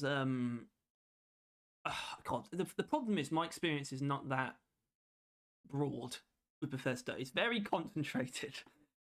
It's very concentrated. It's so disproportionate because if the majority of it is in one game, and it's a very disproportionate amount in that one game as well. But yeah, I mean, I don't care about those characters either in Skyrim. It's just something they seem to not really be able to do. And I don't know, and I kind of know why. People don't really die in these games, do they? Not really. People don't really have arcs, and arcs often leave characters in a place where you don't need to come back to them. But Bethesda pretty much always leaves characters just there. You know, once they're yeah, done with, they're just there. They haven't either died or moved on in some way. Because they can't, because the world needs to be complete operating all the time. It doesn't stop. So I don't know if that's really something they're forced into or not. Probably not. I think there probably is a way to do it. I don't think they've cracked it. I don't think anyone's written badly either. I mean, the truth is, it's a it is kind of a jack of all trades game, and that's what they are. But I don't think it fails at any of them. I mean, obviously, the phrase is jack of all trades and master of none. I that probably is true, but that sounds a bit harsh. I'm not saying don't think it's necessarily a master of anything, but I don't think it's actually falling flat in any department either necessarily. Maybe it's falling flat in the really basic RPG bells and whistles stuff, that being the crafting and that shit that I just don't care about. But it's also really not that important, so that doesn't concern me too greatly. Don't blame it that much for that. Aliens are pretty weird.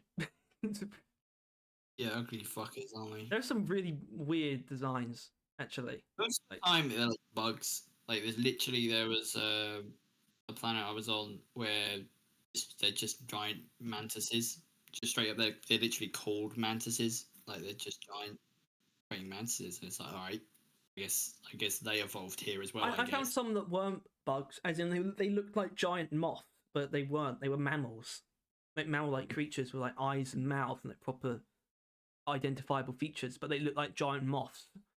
It was like jellyfish in the air that were made of like coral or something like That's that. oh, that's pretty cool. I wanna find them. Yeah. Oh, have you Right. been to Neon yet? I went to Neon for a quest of that mainline one that I've done, like the one main quest I've done. It wanted me to go to Neon. I literally went there, did that one thing it asked me to, and left. I've not touched anything else. I've literally not touched Neon like at all. You want to get the stink of the city in your hands. Well, I You don't want to technically get fucking. You don't want to see a woman in the marketplace get stabbed and then you get wrapped up in some kind of horrible murderous quest line. I'm a Neon street rat. Um, I came from the mean streets of Neon. Did you? Yeah. Is that actually your background? Yeah, I chose Neon Street Rat, Introvert, and Wanted. Cause I don't know, Wanted. I like it. I want to be wanted. Introvert Diplomat. Let's go. Mm-hmm. Yeah, I don't know. Actually, these stats are pretty handy. Yeah, Ryujin Industries is like the faction on Neon, and I've done 0 of their quests. 7 United Colonies, 3 Freestar Collectives, 8 Crimson Fleet, and then 3 main quests. So, then 63 side activities. I'd rather not tell you my numbers. They'll be very, very I assume. low. They'll be very. Yeah. I did one where I had to pretend to be some guy's assistant. That was on the Mars mining Oh, place. so you do right? know? Did you do it? Did you do that? Yeah, I did that whole quest line for those guys, getting them their mining equipment. It wasn't. Well, actually, it wasn't that short. That side quest goes on for fucking ages.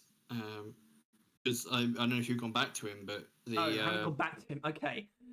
yeah, there's someone fucking fucked up, and you have to sort that out again. Um, Basically, it just goes on and on and on and on and on. It's heaven and hell, really. Heaven and hell. Yeah, but I don't know. Plus, as I mentioned, I've 100% explored Soul, like the Soul system, which Terror in the soul system. wasn't exactly Oh, so have you pleasure. landed on Earth then? Have you been to Earth properly? Oh yeah, I've been there. There's like things you can find that give you a reason to go to like Earth and that. Um, like I didn't realize I got them the first time, but basically it was like I had to go to the moon landing, and there's like a little globe. It's like go to the London Monument, and then recently I found a book which talked about like Egypt, and then I had to go to like the Cairo Monument, and it's pretty cool. So you will it seems like you will find like books that I'm gonna basically find my house. that tell you like a reason to like tells you something on Earth, and then you go there and there's something there for you. Um, I bet there's some fucking idiot who's like some companion who was like born on Earth, and you can like you go to Earth with them, and you're in orbit, and they'll say like I can see my house from here, and then you eject them out the air block. you realize Earth is like destroyed, right? Yeah. And for like hundreds of years, Yep. how could somebody have been? All right, Yeah, but it'd just be a stupid thing, wouldn't it? It'd be a stupid joke. it'd be Oh like, god, so something that isn't in the game is spacewalking. Being outside your ship was as a that person. advertised? No, no, um, no. So I guess it's like, what do you mean it wasn't in the game? It was never meant to be. It's like, well, that's correct. It's not missing, but it would make a lot of sense, in my opinion. And I think a lot of people, they just looked at the game objectively without much context, and you see that it's a space game, and you have these things that are boost packs. The assumption would probably be for most people that is, um, that's basically how you would move in space as a person. Because obviously You, you can't move. You need something to propel you. So I've only experienced it once, and considering the way they've advertised it, I think they would have. I think it should have been more common than that. But there are ships with no gravity in them. mm, And you do fly around like you move up and down on that with your jetpack, but it doesn't actually consume anything. But you can like boost in that direction with the jetpack, or boost back. But yeah, that is kind of how you get around in a ship with no gravity in it, essentially.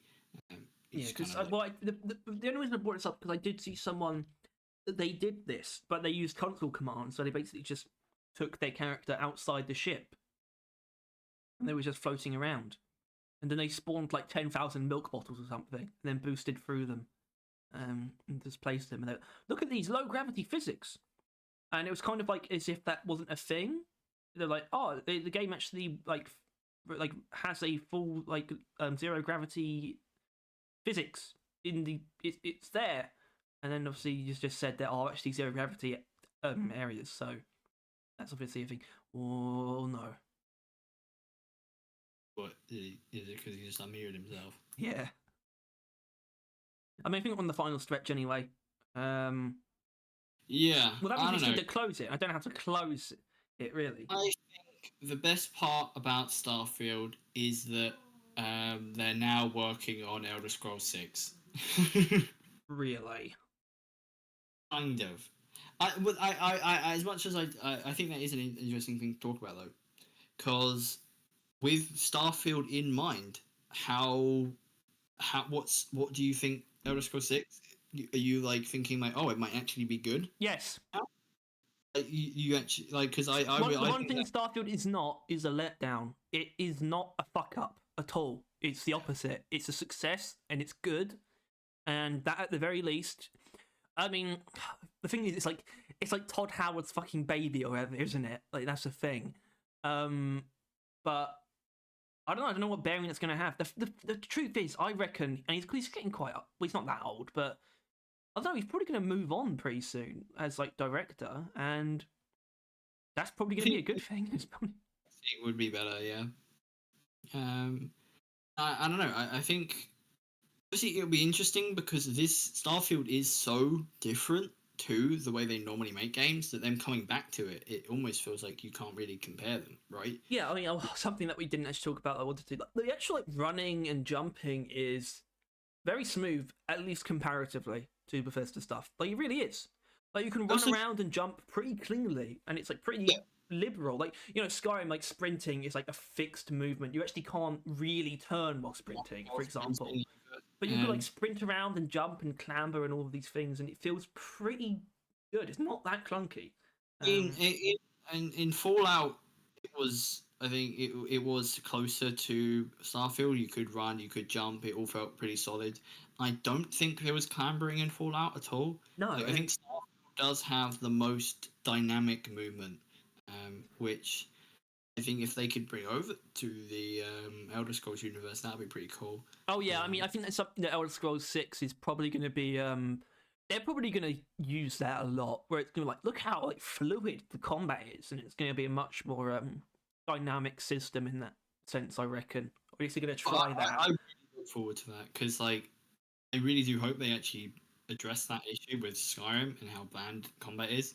Because another thing is that this gun gameplay is about as boring as normally is because you really can't do much with gun gameplay.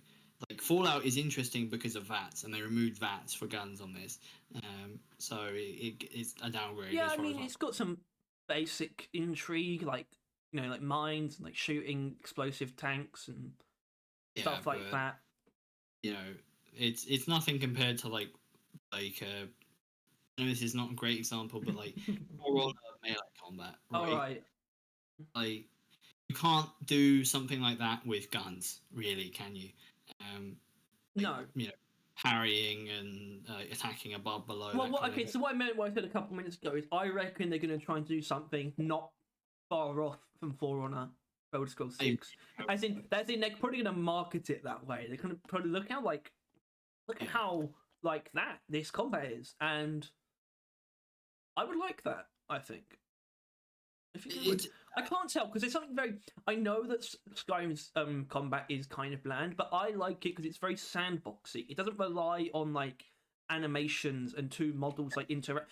Like Forerunner is a lot of models interacting with each other in like a fixed animation where it's like yeah, you perform this attack and their body will move in this particular way because of the attack that you've done.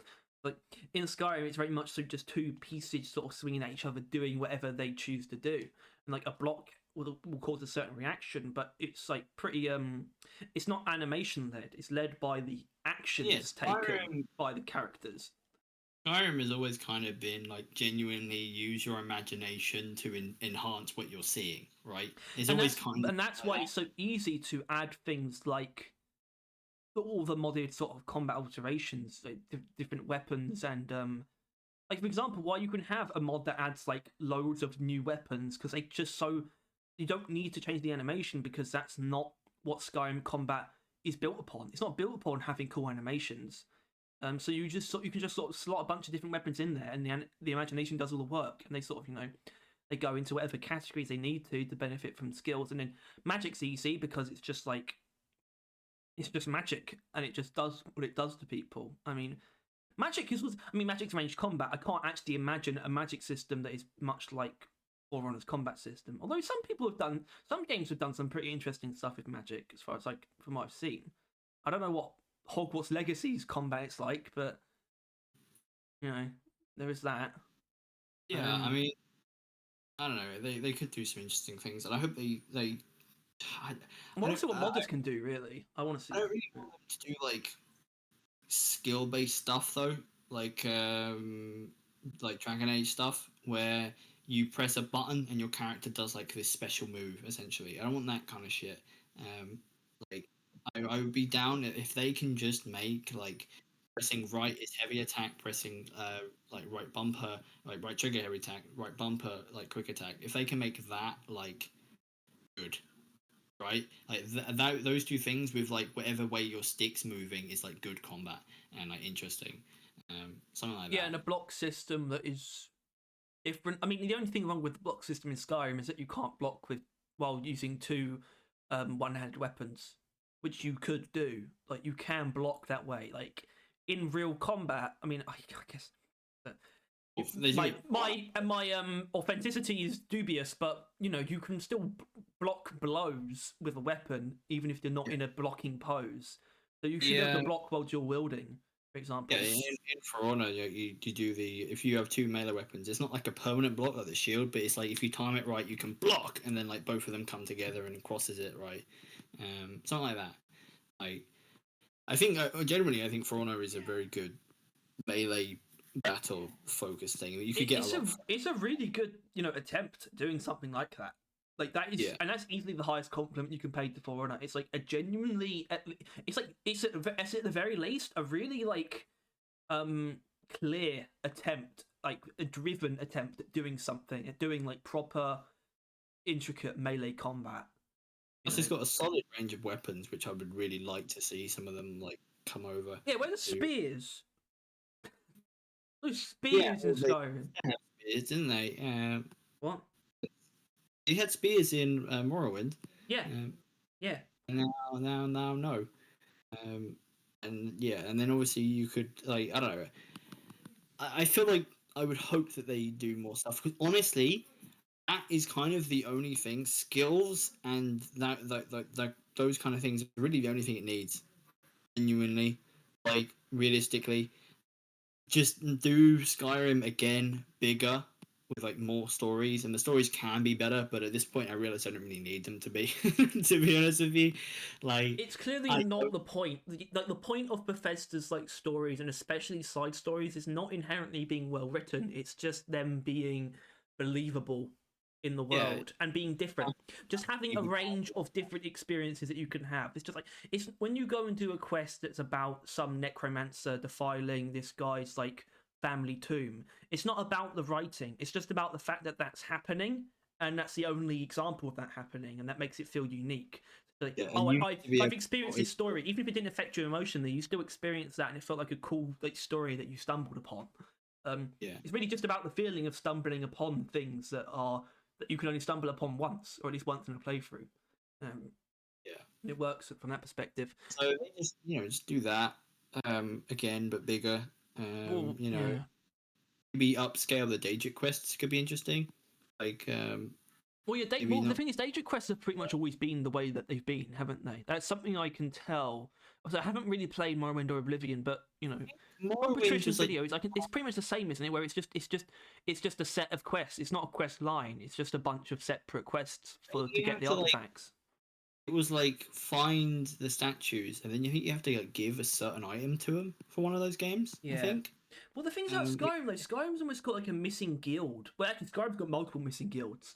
One of them's like the Penitus Oculatus is no, I don't mean like that. I mean ones that are in the game but you can't play, right? Right. Like the companions, the Silverhand, first of all, are literally nothing. But they're like the opposite. They're like werewolf hunters. As far as you're concerned, they're probably good people. Like they're probably doing good things. So why can't I join them? I want to kill werewolves. That's the thing it's the Penitus Oculatus. Like if you choose to destroy the Dark Brotherhood, you go to the Penitus Oculatus, who are like the Imperial like Black Ops. And it's like, and then like, oh, go, okay, cool.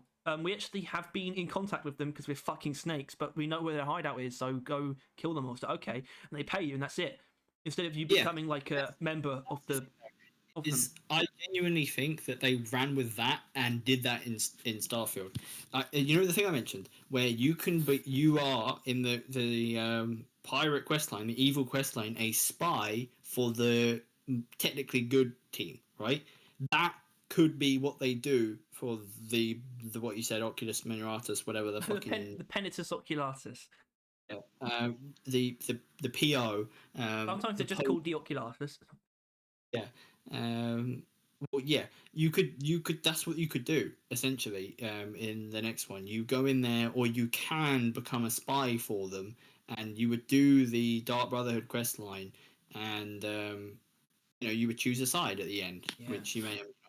I mean, what would have been even fucking cooler is if, like, obviously, like, Civil War is the Civil War. It's like already got the choose a side, the two opposing sides. But what if there was like a third one, which is the Falmor, and you become a Falmor agent and you basically run the war?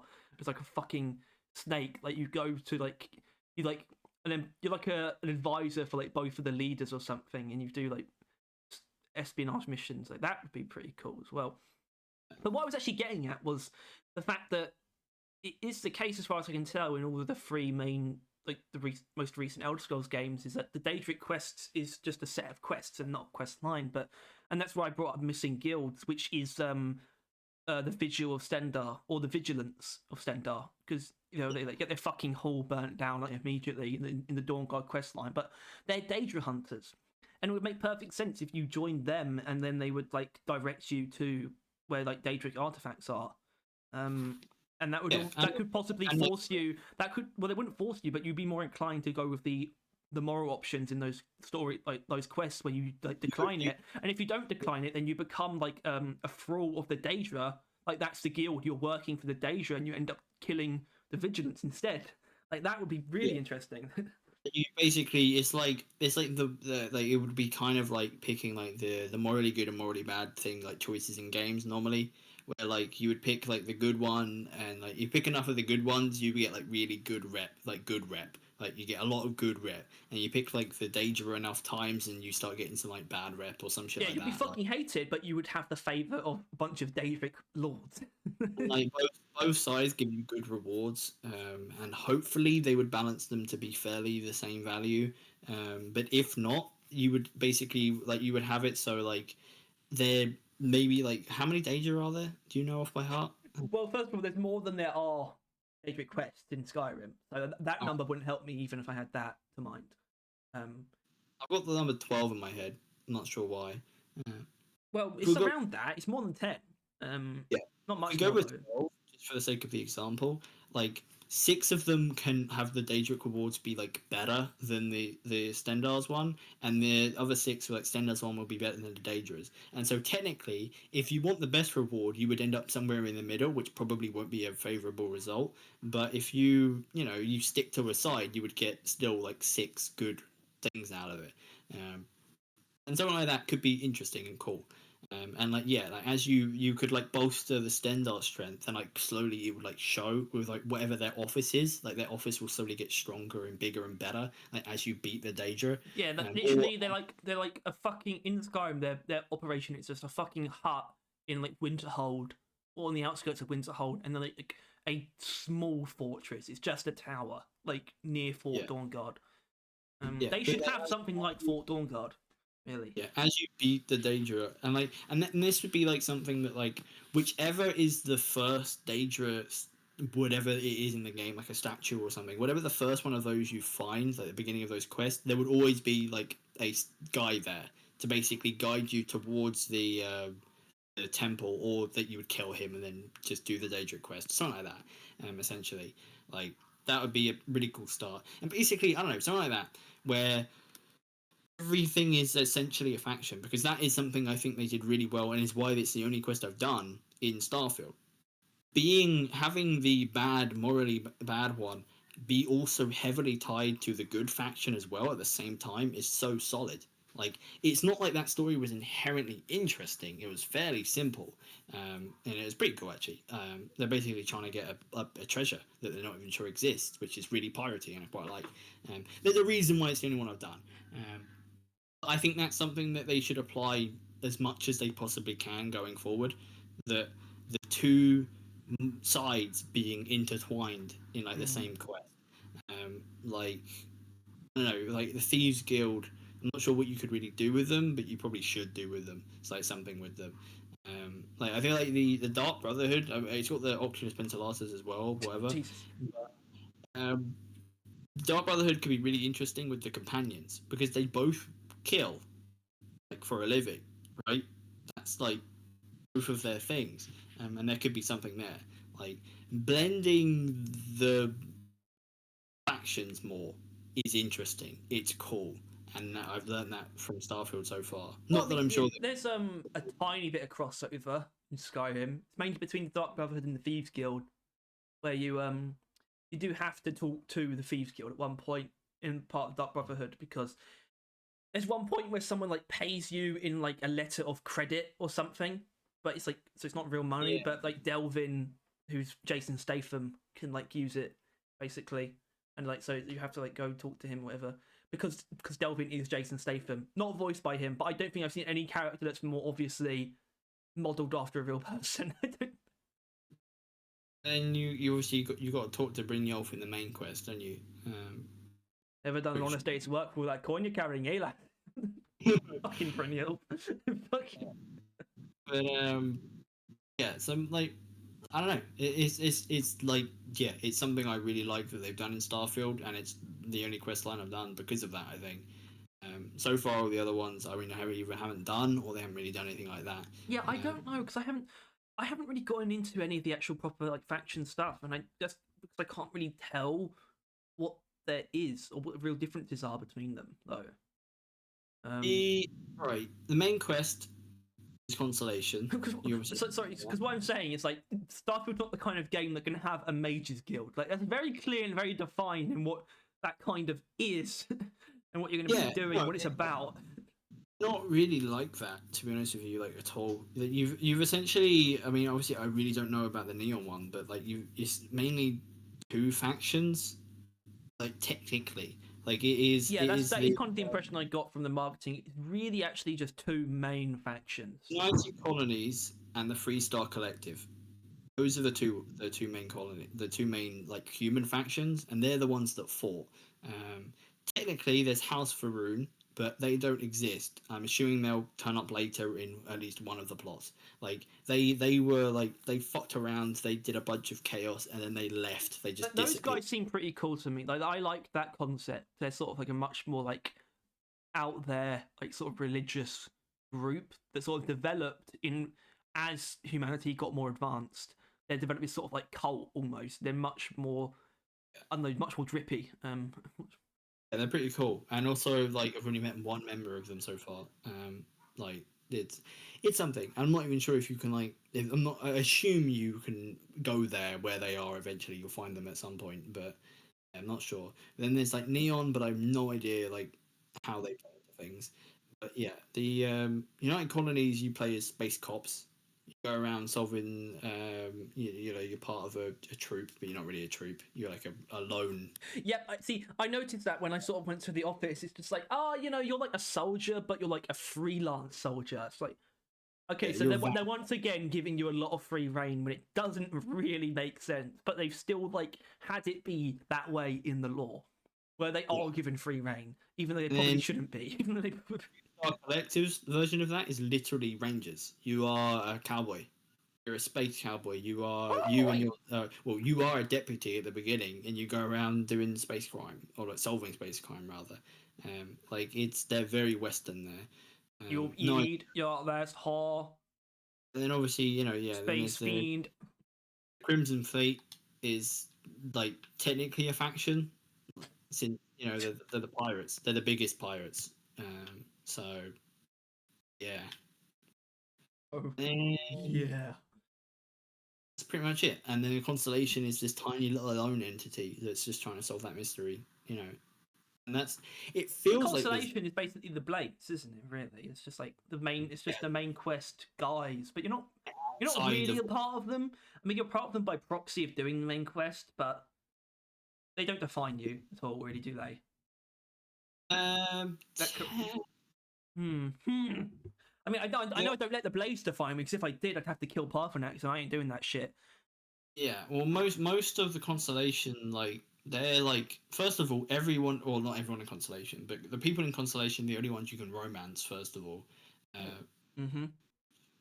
adds importance to them, but also that then they're most of your companions. I'm not sure if you can get other companions, other than the ones in Constellation.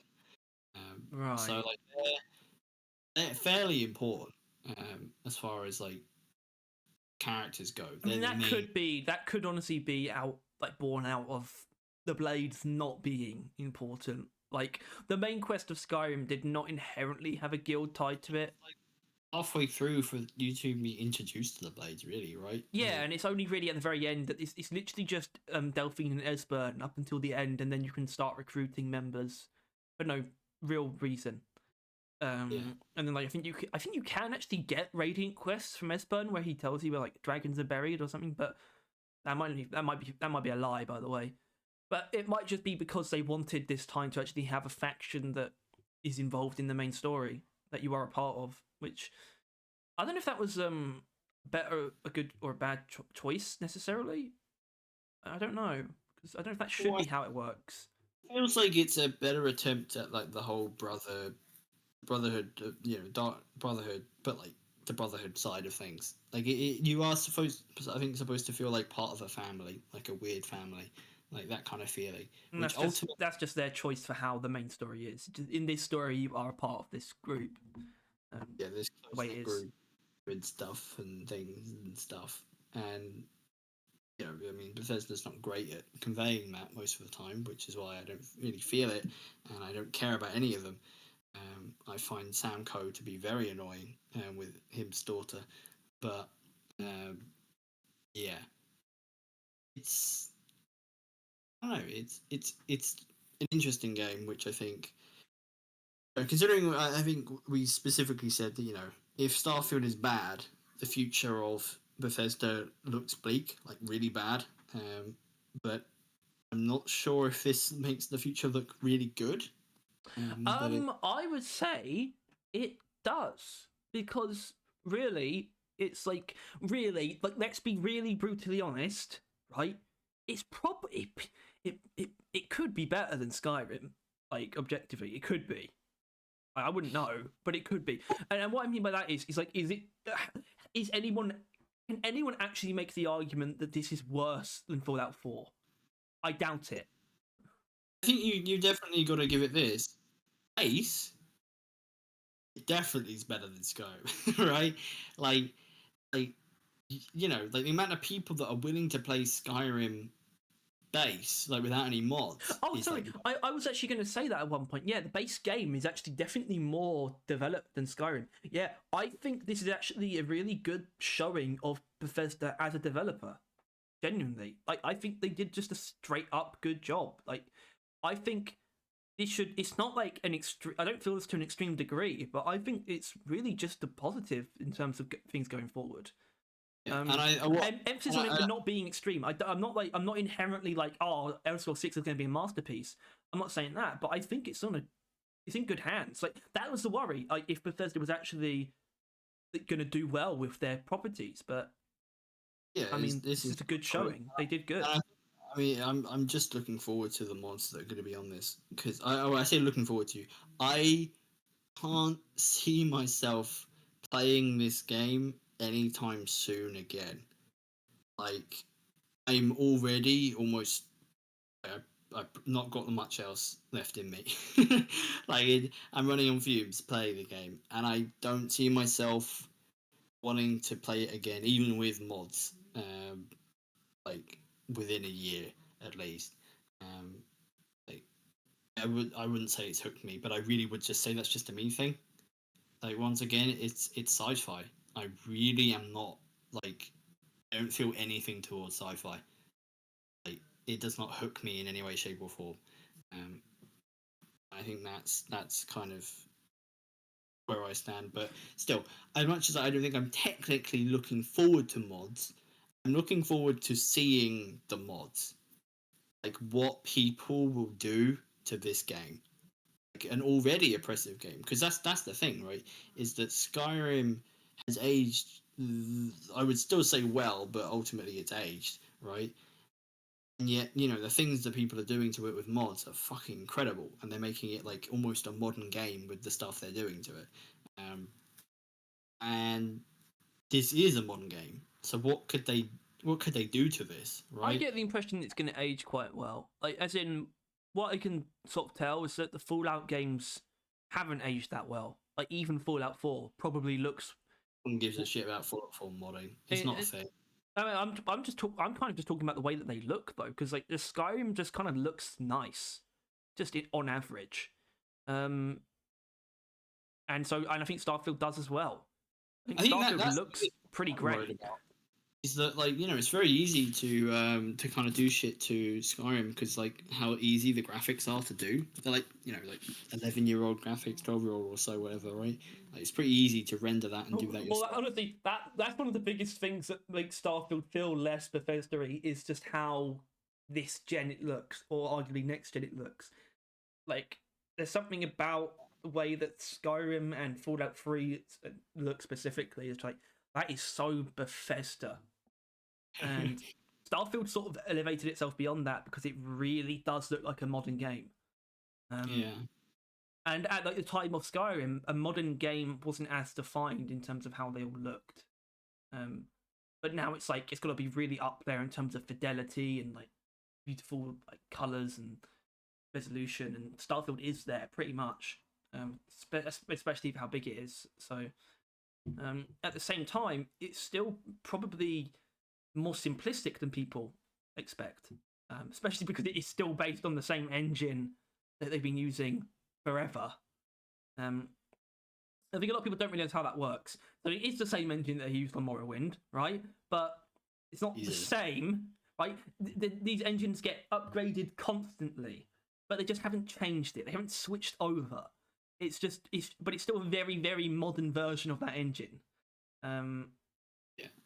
Because, cause it would be like it's their engine. If they switch to another, like if they switch to like Unity, for example, they couldn't make a game for like a Bethesda game with that engine. They are going to stick with their engine because they can just keep upgrading it, and they do. Engines can be updated, right? Unity's not as old as the Morrowind engine, for example, but Unity's engine is updated like frequently as well, right? It's common, like engines need to be updated like often. Unreal is like updated in like a big, like that's always a big deal, isn't it? They always have like a massive like showcase when Unreal gets the next version, because that's like a big but I wouldn't be worried about that either, because I mean, it's Elder Scrolls 6 and Fallout 5 are going to be using the same engine. It's not going to stop. Why would they change that? Honestly, that is their identity, right? Yeah, and you can't say that that's a bad thing considering Starfield, right? Well, yeah, because we've already talked about how it doesn't feel that like the most Bethesda. So if it didn't use the Bethesda engine, it would not feel like a Bethesda game ever at any point while playing it. You'd be like, this is just not a Bethesda game. It's only because it really uses that engine and also has the same kind of writing that it feels like a Bethesda game. Yes. I don't know. It's solid. Yeah, solid. I would say 8 out of 10. Oh yeah, that's pretty nice. Yeah. Personally, right now, it's definitely a 7. But I think this is like objectively an 8. I think this is a real 8 out of 10 of a game. As in, I feel it's really something that can't go above it. But it's not the best game of the year. That's for damn sure. Well, okay, game of the year is going to be a thing. Well, it's going to be Baldur's Gate, but it's going to be Baldur's Gate 3 or Zelda. That's it. That's just how they operate. It's usually quite easy to tell what the game of the year is going to be. Starfield will be in the running. Like, it will be there, but it's not going to win. Unless there's like a specific reward that like the other ones don't really play to. Obviously, we all know that it should be RoboQuest, but you know, especially with 1.0 coming out soon, yeah. Well, they really have seized up on the leaks though, like Ultimate. I think I don't think because people have been playing it at like that whatever that con was. So yeah, there's not going to be anything on that until they got like a release date, I'd imagine. But yeah, I think that's where we're going to wrap it up. I mean, if we added our scores together, that's like 15 out of 20, which I think that's pretty good. That sounds about right. Which I don't think you should do. I don't think you should add them together like that. If you multiplied them, though, for example, it's 8 times 7, which is 59 out of 100. That's probably a little bit lower than it is. That's pretty bad. It does, doesn't it? Either way, I mean, it's reviewing well as well. Like, this is not like a. This is not a bubble thing, right? This is pretty the consensus is that this is quite good, and even like critically, it's like pretty much the lowest I've seen is like 7s from actual critics. You know, so they did pretty good, and that's all that Xbox really needed, I think, from it. Obviously, the thing is, it really was a dangerous move because it could have been a disaster.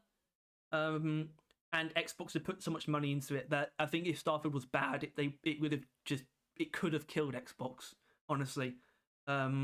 Not as like a business, they'd still be fine, but I mean in terms of their like reputation. Yeah, people would have blamed like Xbox for killing Bethesda, but at this point in time, like there's an argument that they've actually brought them back, Like right? Phil Spencer is probably so fucking relieved. Yeah, after Redfall, he was dooming. Like, Yeah, I mean, he took the blame. I feel Phil Spencer to me, like, yeah, okay, yeah, he's a businessman, but I think he's like a good dude. I can kind of tell, like, he's just a solid guy. I mean, well, I don't think you should really praise people like that necessarily, but especially with how he took the fall for Redfall, like, he's trying to do a good job as a businessman, but I don't think he's a traditional businessman in terms of personality. he recognizes that good games equals good business. I think he at least recognizes that. Well, But what I'm saying is like the traditional businessman personality would have probably tried to weasel their way out or lay the blame on someone else. And it's like, nah, we kind of fucked up. I kind of fucked up with Redfall. I probably should have stopped that or something. yeah. Like, I like that. I like this guy. I like this guy, even if he's not necessarily helping Xbox that much with his whatever. Okay, yep. I think that we definitely need to bring this to a close now, though. I think we said pretty much everything we can for now, but maybe forever. I don't know. oh, you're gonna probably play it more. I mean, I'm not gonna play it, I mean, but I but what would. I'm saying is, I don't know when Bethesda's going to come back up for us. Yeah, this podcast has been the main reason why I played it the last 2 or 3 days. Just so I could, just get more talking about it. But yes, I'm not sure where the future lies for me playing Bethesda, not Bethesda, fuck now, Starfield, because I don't know. It's what I want it from it. It doesn't do amazingly. Um, like what I like about RPGs, it's kind of fumbled pretty hard. Um, That's like interesting. Well, I mean, I didn't really have any specific wants out of it, um, well, which is probably why I just like it, but it's not gripping me like in any way. if you want to, what I don't know if you probably have staples or whatever, but like classic nitpick type things that only really I have an issue with. Although I'm not sure. Character creation actually kind of ass, and Oh my yeah, proof for actual that, character creation. Like in what sense though? the amount of people I've seen, because everyone in the Starfield world is made using the same, and like they created those characters. The amount of people I've seen that look identical, just because like it's not Fallout 4's character creation led to a lot more different looks than That's Starfield. but there's so Uh, many different options for like, but it's mainly in facial structure, right? The reason why you've seen so many people look the same is because there's only so much you can do when it comes to the features that really make people stand out. You know, yeah, so so to me, like you said that Fallout does it better, but I can't really imagine doing much better. I mean, the biggest thing is probably just hairstyles, right? In the fact that you can't, it's still no, just, there's no game still that doesn't have set hairstyles. Every game uses set hairstyles. But that's honestly the next innovation that these games need to make is actual, like, what's the word? I guess just authentic hair. Like, fully, really customizable hairstyles, and like it grows and falls out and all this or kind of thing. not sure about that, but you like where your hair in character creation, you can like grow the sides, grow the top, It's like tie a it back. slider that it's like a slider that grows it, and then you can like cut it in the character creation menu the way you want.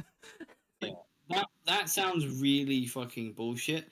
but But that's the only that way to get out of it though, because otherwise we're going to be stuck with set hairstyles, and that's what makes people or look just the same, and that's what makes.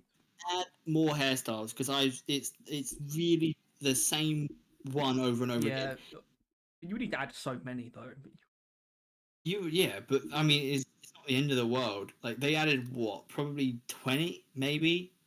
Like what would have been an extra 10, maybe another 20. Yeah, there Like, could have been more hair options in general, facial hair included. Um, I reckon. like with the beards, it was either like a mid-length rough beard or like a long-length fancy beard, and that was it. Yeah, I mean, it's not that I would choose this stuff, but where's like the really crazy like space fashion for hair? Yeah, like there wasn't much. like fancy neon I want that. stuff. I want like a fucking like arugula plant in ice on my head, like that, like that. You know that Like, video? Where they take the thing off his head and he's like got a fucking plant in ice on his head. I don't remember the plant, but I remember having a guy with like ice on his hair. Yeah, I Like want a that. flood. I want that bullshit. Yeah. I don't really. Um, I wouldn't use it, but I want that for the. I and want that for the NPCs. I want NPCs with crazy hair. that's one of my main issues. Another issue is that yeah, combat is absolutely fucking dog shit. I mean, Like I don't. I mean, I don't think it is personally, but it's just so boring. Like, why in God's name would you want to like do this? It's just so fucking. I don't know. The last skills are actually something at the very least in those ones. Um, like they're normally interesting. The final ranks, but I don't know.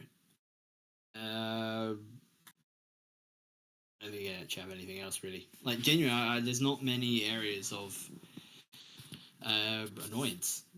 I think I would prefer that we level up slightly quicker, but I think it's just a matter of how much this game has to offer. If you leveled up any quicker, you would basically be max level by the time you finish it. Is how I'd assume it is. it's really like because the thing is with Skyrim, like you, oh, you level up so fucking quick.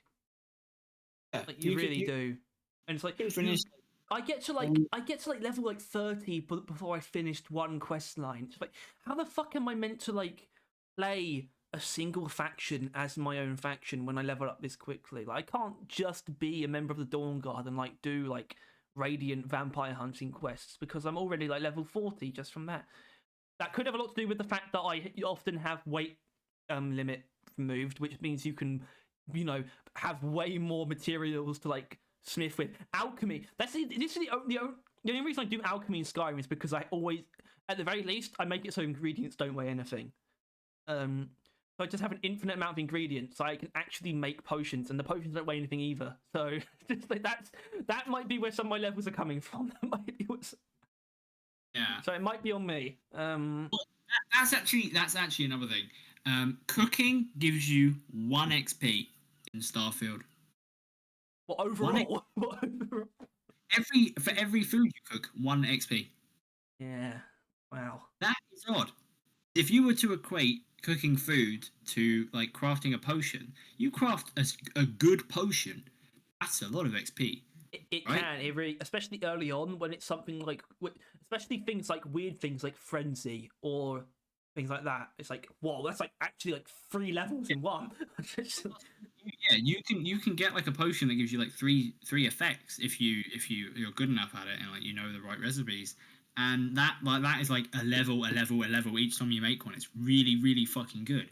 In this one, you can make scrambled eggs or a cheese like a bread toasty or whatever, cheese and bread toasty, and you can make tikka masala and like this fucking shepherd's pie, and it's all just 1 XP. Things that give you 3 health to like 5 maybe, things that give you like 40 health with nutrients and that, the same amount of XP, which is fucking nothing. It's not worth doing at all, no matter what. It's just a thing to use like the resources that you're probably picking up on. And so really the solution would be just stop picking up resources and you'll be alright. Especially, and this is the thing that bums me out, as much as I love rejuvenation, it invalidated Wow. it even. Like I basically never need food. Because food was nice supplements because I had to eat something and like I didn't want to use my med packs to heal outside of a fight. But now I don't need to. Like I just survived the fight with as many med syringes as I needed, and then like once I survived the fight, rejuvenation's Have got me. you Well, actually, we haven't talked about it, but maybe that is actually something. Maybe that's something. The music. It, Uh, it's like all right. yeah. I mean, It the, think the, the main theme. Like, let's be honest, though, the main theme is just like an uplifting version of the Fallout theme. yeah. It's like really is, and that's so disappointing because Elder Scrolls maybe has the best main theme ever. It has the Genuinely. most recognizable thing. Like, it's just one of the most epic melodies I ever conceived. Like that basic Elder Scrolls theme. It's ridiculous. Um, but Fallout shouldn't have that. Fallout's very different atmospherically, but I don't know. I think they could have done a better job music as Starfield. To be honest. But it doesn't sound like it's bad, and I feel like you're gonna get shit for saying that it's not great. But it's just kind of generic, um, like what's it? Like lots of people making music, or orchestra, just generic orchestra music. Just what it feels like it sounds like. And then whenever you're in like a grand place, they just play it really loudly, so it makes it sound better. And that's how they go about it. I don't know. It's yeah. I think anyone that thinks it's the best game ever, it's the shit. It's heaven himself has descended is kind of silly. Heaven and hell. Well, some people see Todd that way, don't they? Yeah, but he is but a man, Can you and he imagine Todd Howard jacked? not really. I saw a picture I can of well hold on, because I can imagine him as he is, but I can the only other way I can imagine him is like Chad meme, like that, but not like actually jacked, not like a real bodybuilder, but like like shredded as hell. just unrealistic or like deformed, like Jack, like you like the Chad meme basically, or the Doge one, the Doge Chad, he's like ultra buff. I can imagine Todd Howard like that kind of. Um, he's old though. He's not old, but he's getting old. Yeah, like 40s, 50s. Well, 40s would not be old. Well, that's not how it works, Tyler. Todd Howard is 53. Oh yeah, I mean that's still like a person. It's pretty old. He's got a while to be a person still. Um, I'd say you start to lose your humanity like after I like in mid 70s. That's when it starts. I don't think you should be heading a game franchise if you're older than like 60. Like I think it's just not possible. Hell, I would have said 50. Like why But though? doing me wrong. Because you're out of it, man. Like no matter how hard you try, you cannot get with the current gaming space. I don't give a shit Like, about current gaming. no, yeah, but no, but yeah, but no. Like I but he grew up with video games pretty much, almost, or at least he was working in video games in college at least. So it's like he's not behind, and it's going to be people who are born now who could still be like making video games in their 60s, and I think that's fine. Um, and the only problem is people who didn't ever have them at all, and that those people are starting to not be a thing. Actually, that's starting to go away as time goes on. We're getting to a point where everyone has experience of video games. So shut it. fine. Then shut off the video. We're Also, done I here. fucking hate VR. Alright. I fucking despise it. I think it's dumb as hell. I think it's disrespectful to media as a concept. And I think if you think it's a better way of playing video games, I think you're a buffoon. And I will hurt you with weapons. Skyrim on the PlayStation VR, and I played that for a little bit, but it hurt my eyes too much. Yeah, of course it hurt your eyes because it just doesn't fucking work because you shouldn't be doing that. You should be looking at a proper screen and looking around with a joystick, not with your head.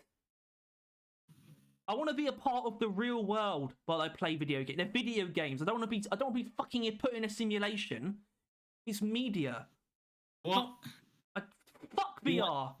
Fuck off. Wrong. You are so fucking wrong.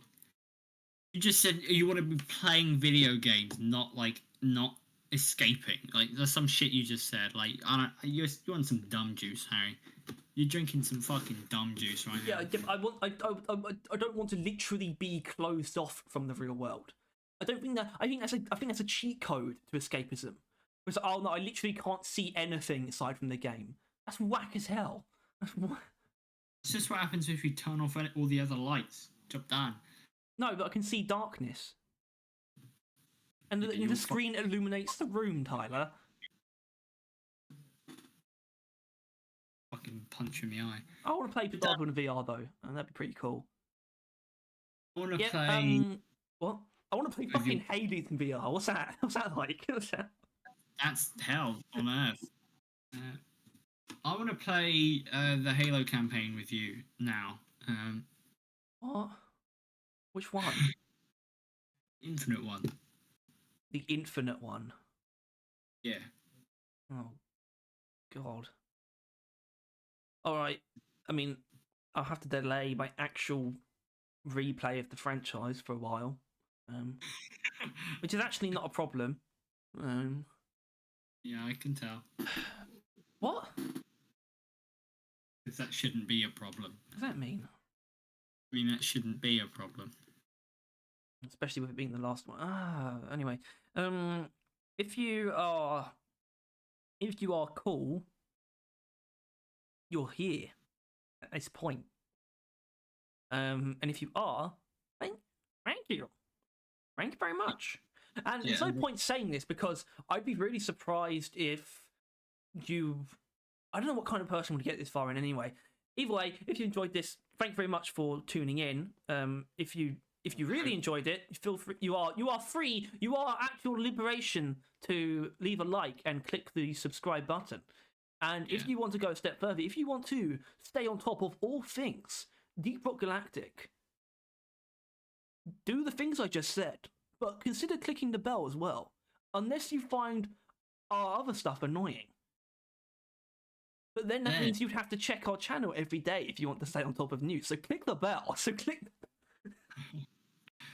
That's how we get them. That's how we bring. That's how we bring them in. Bringing them in. Bring around the rosy.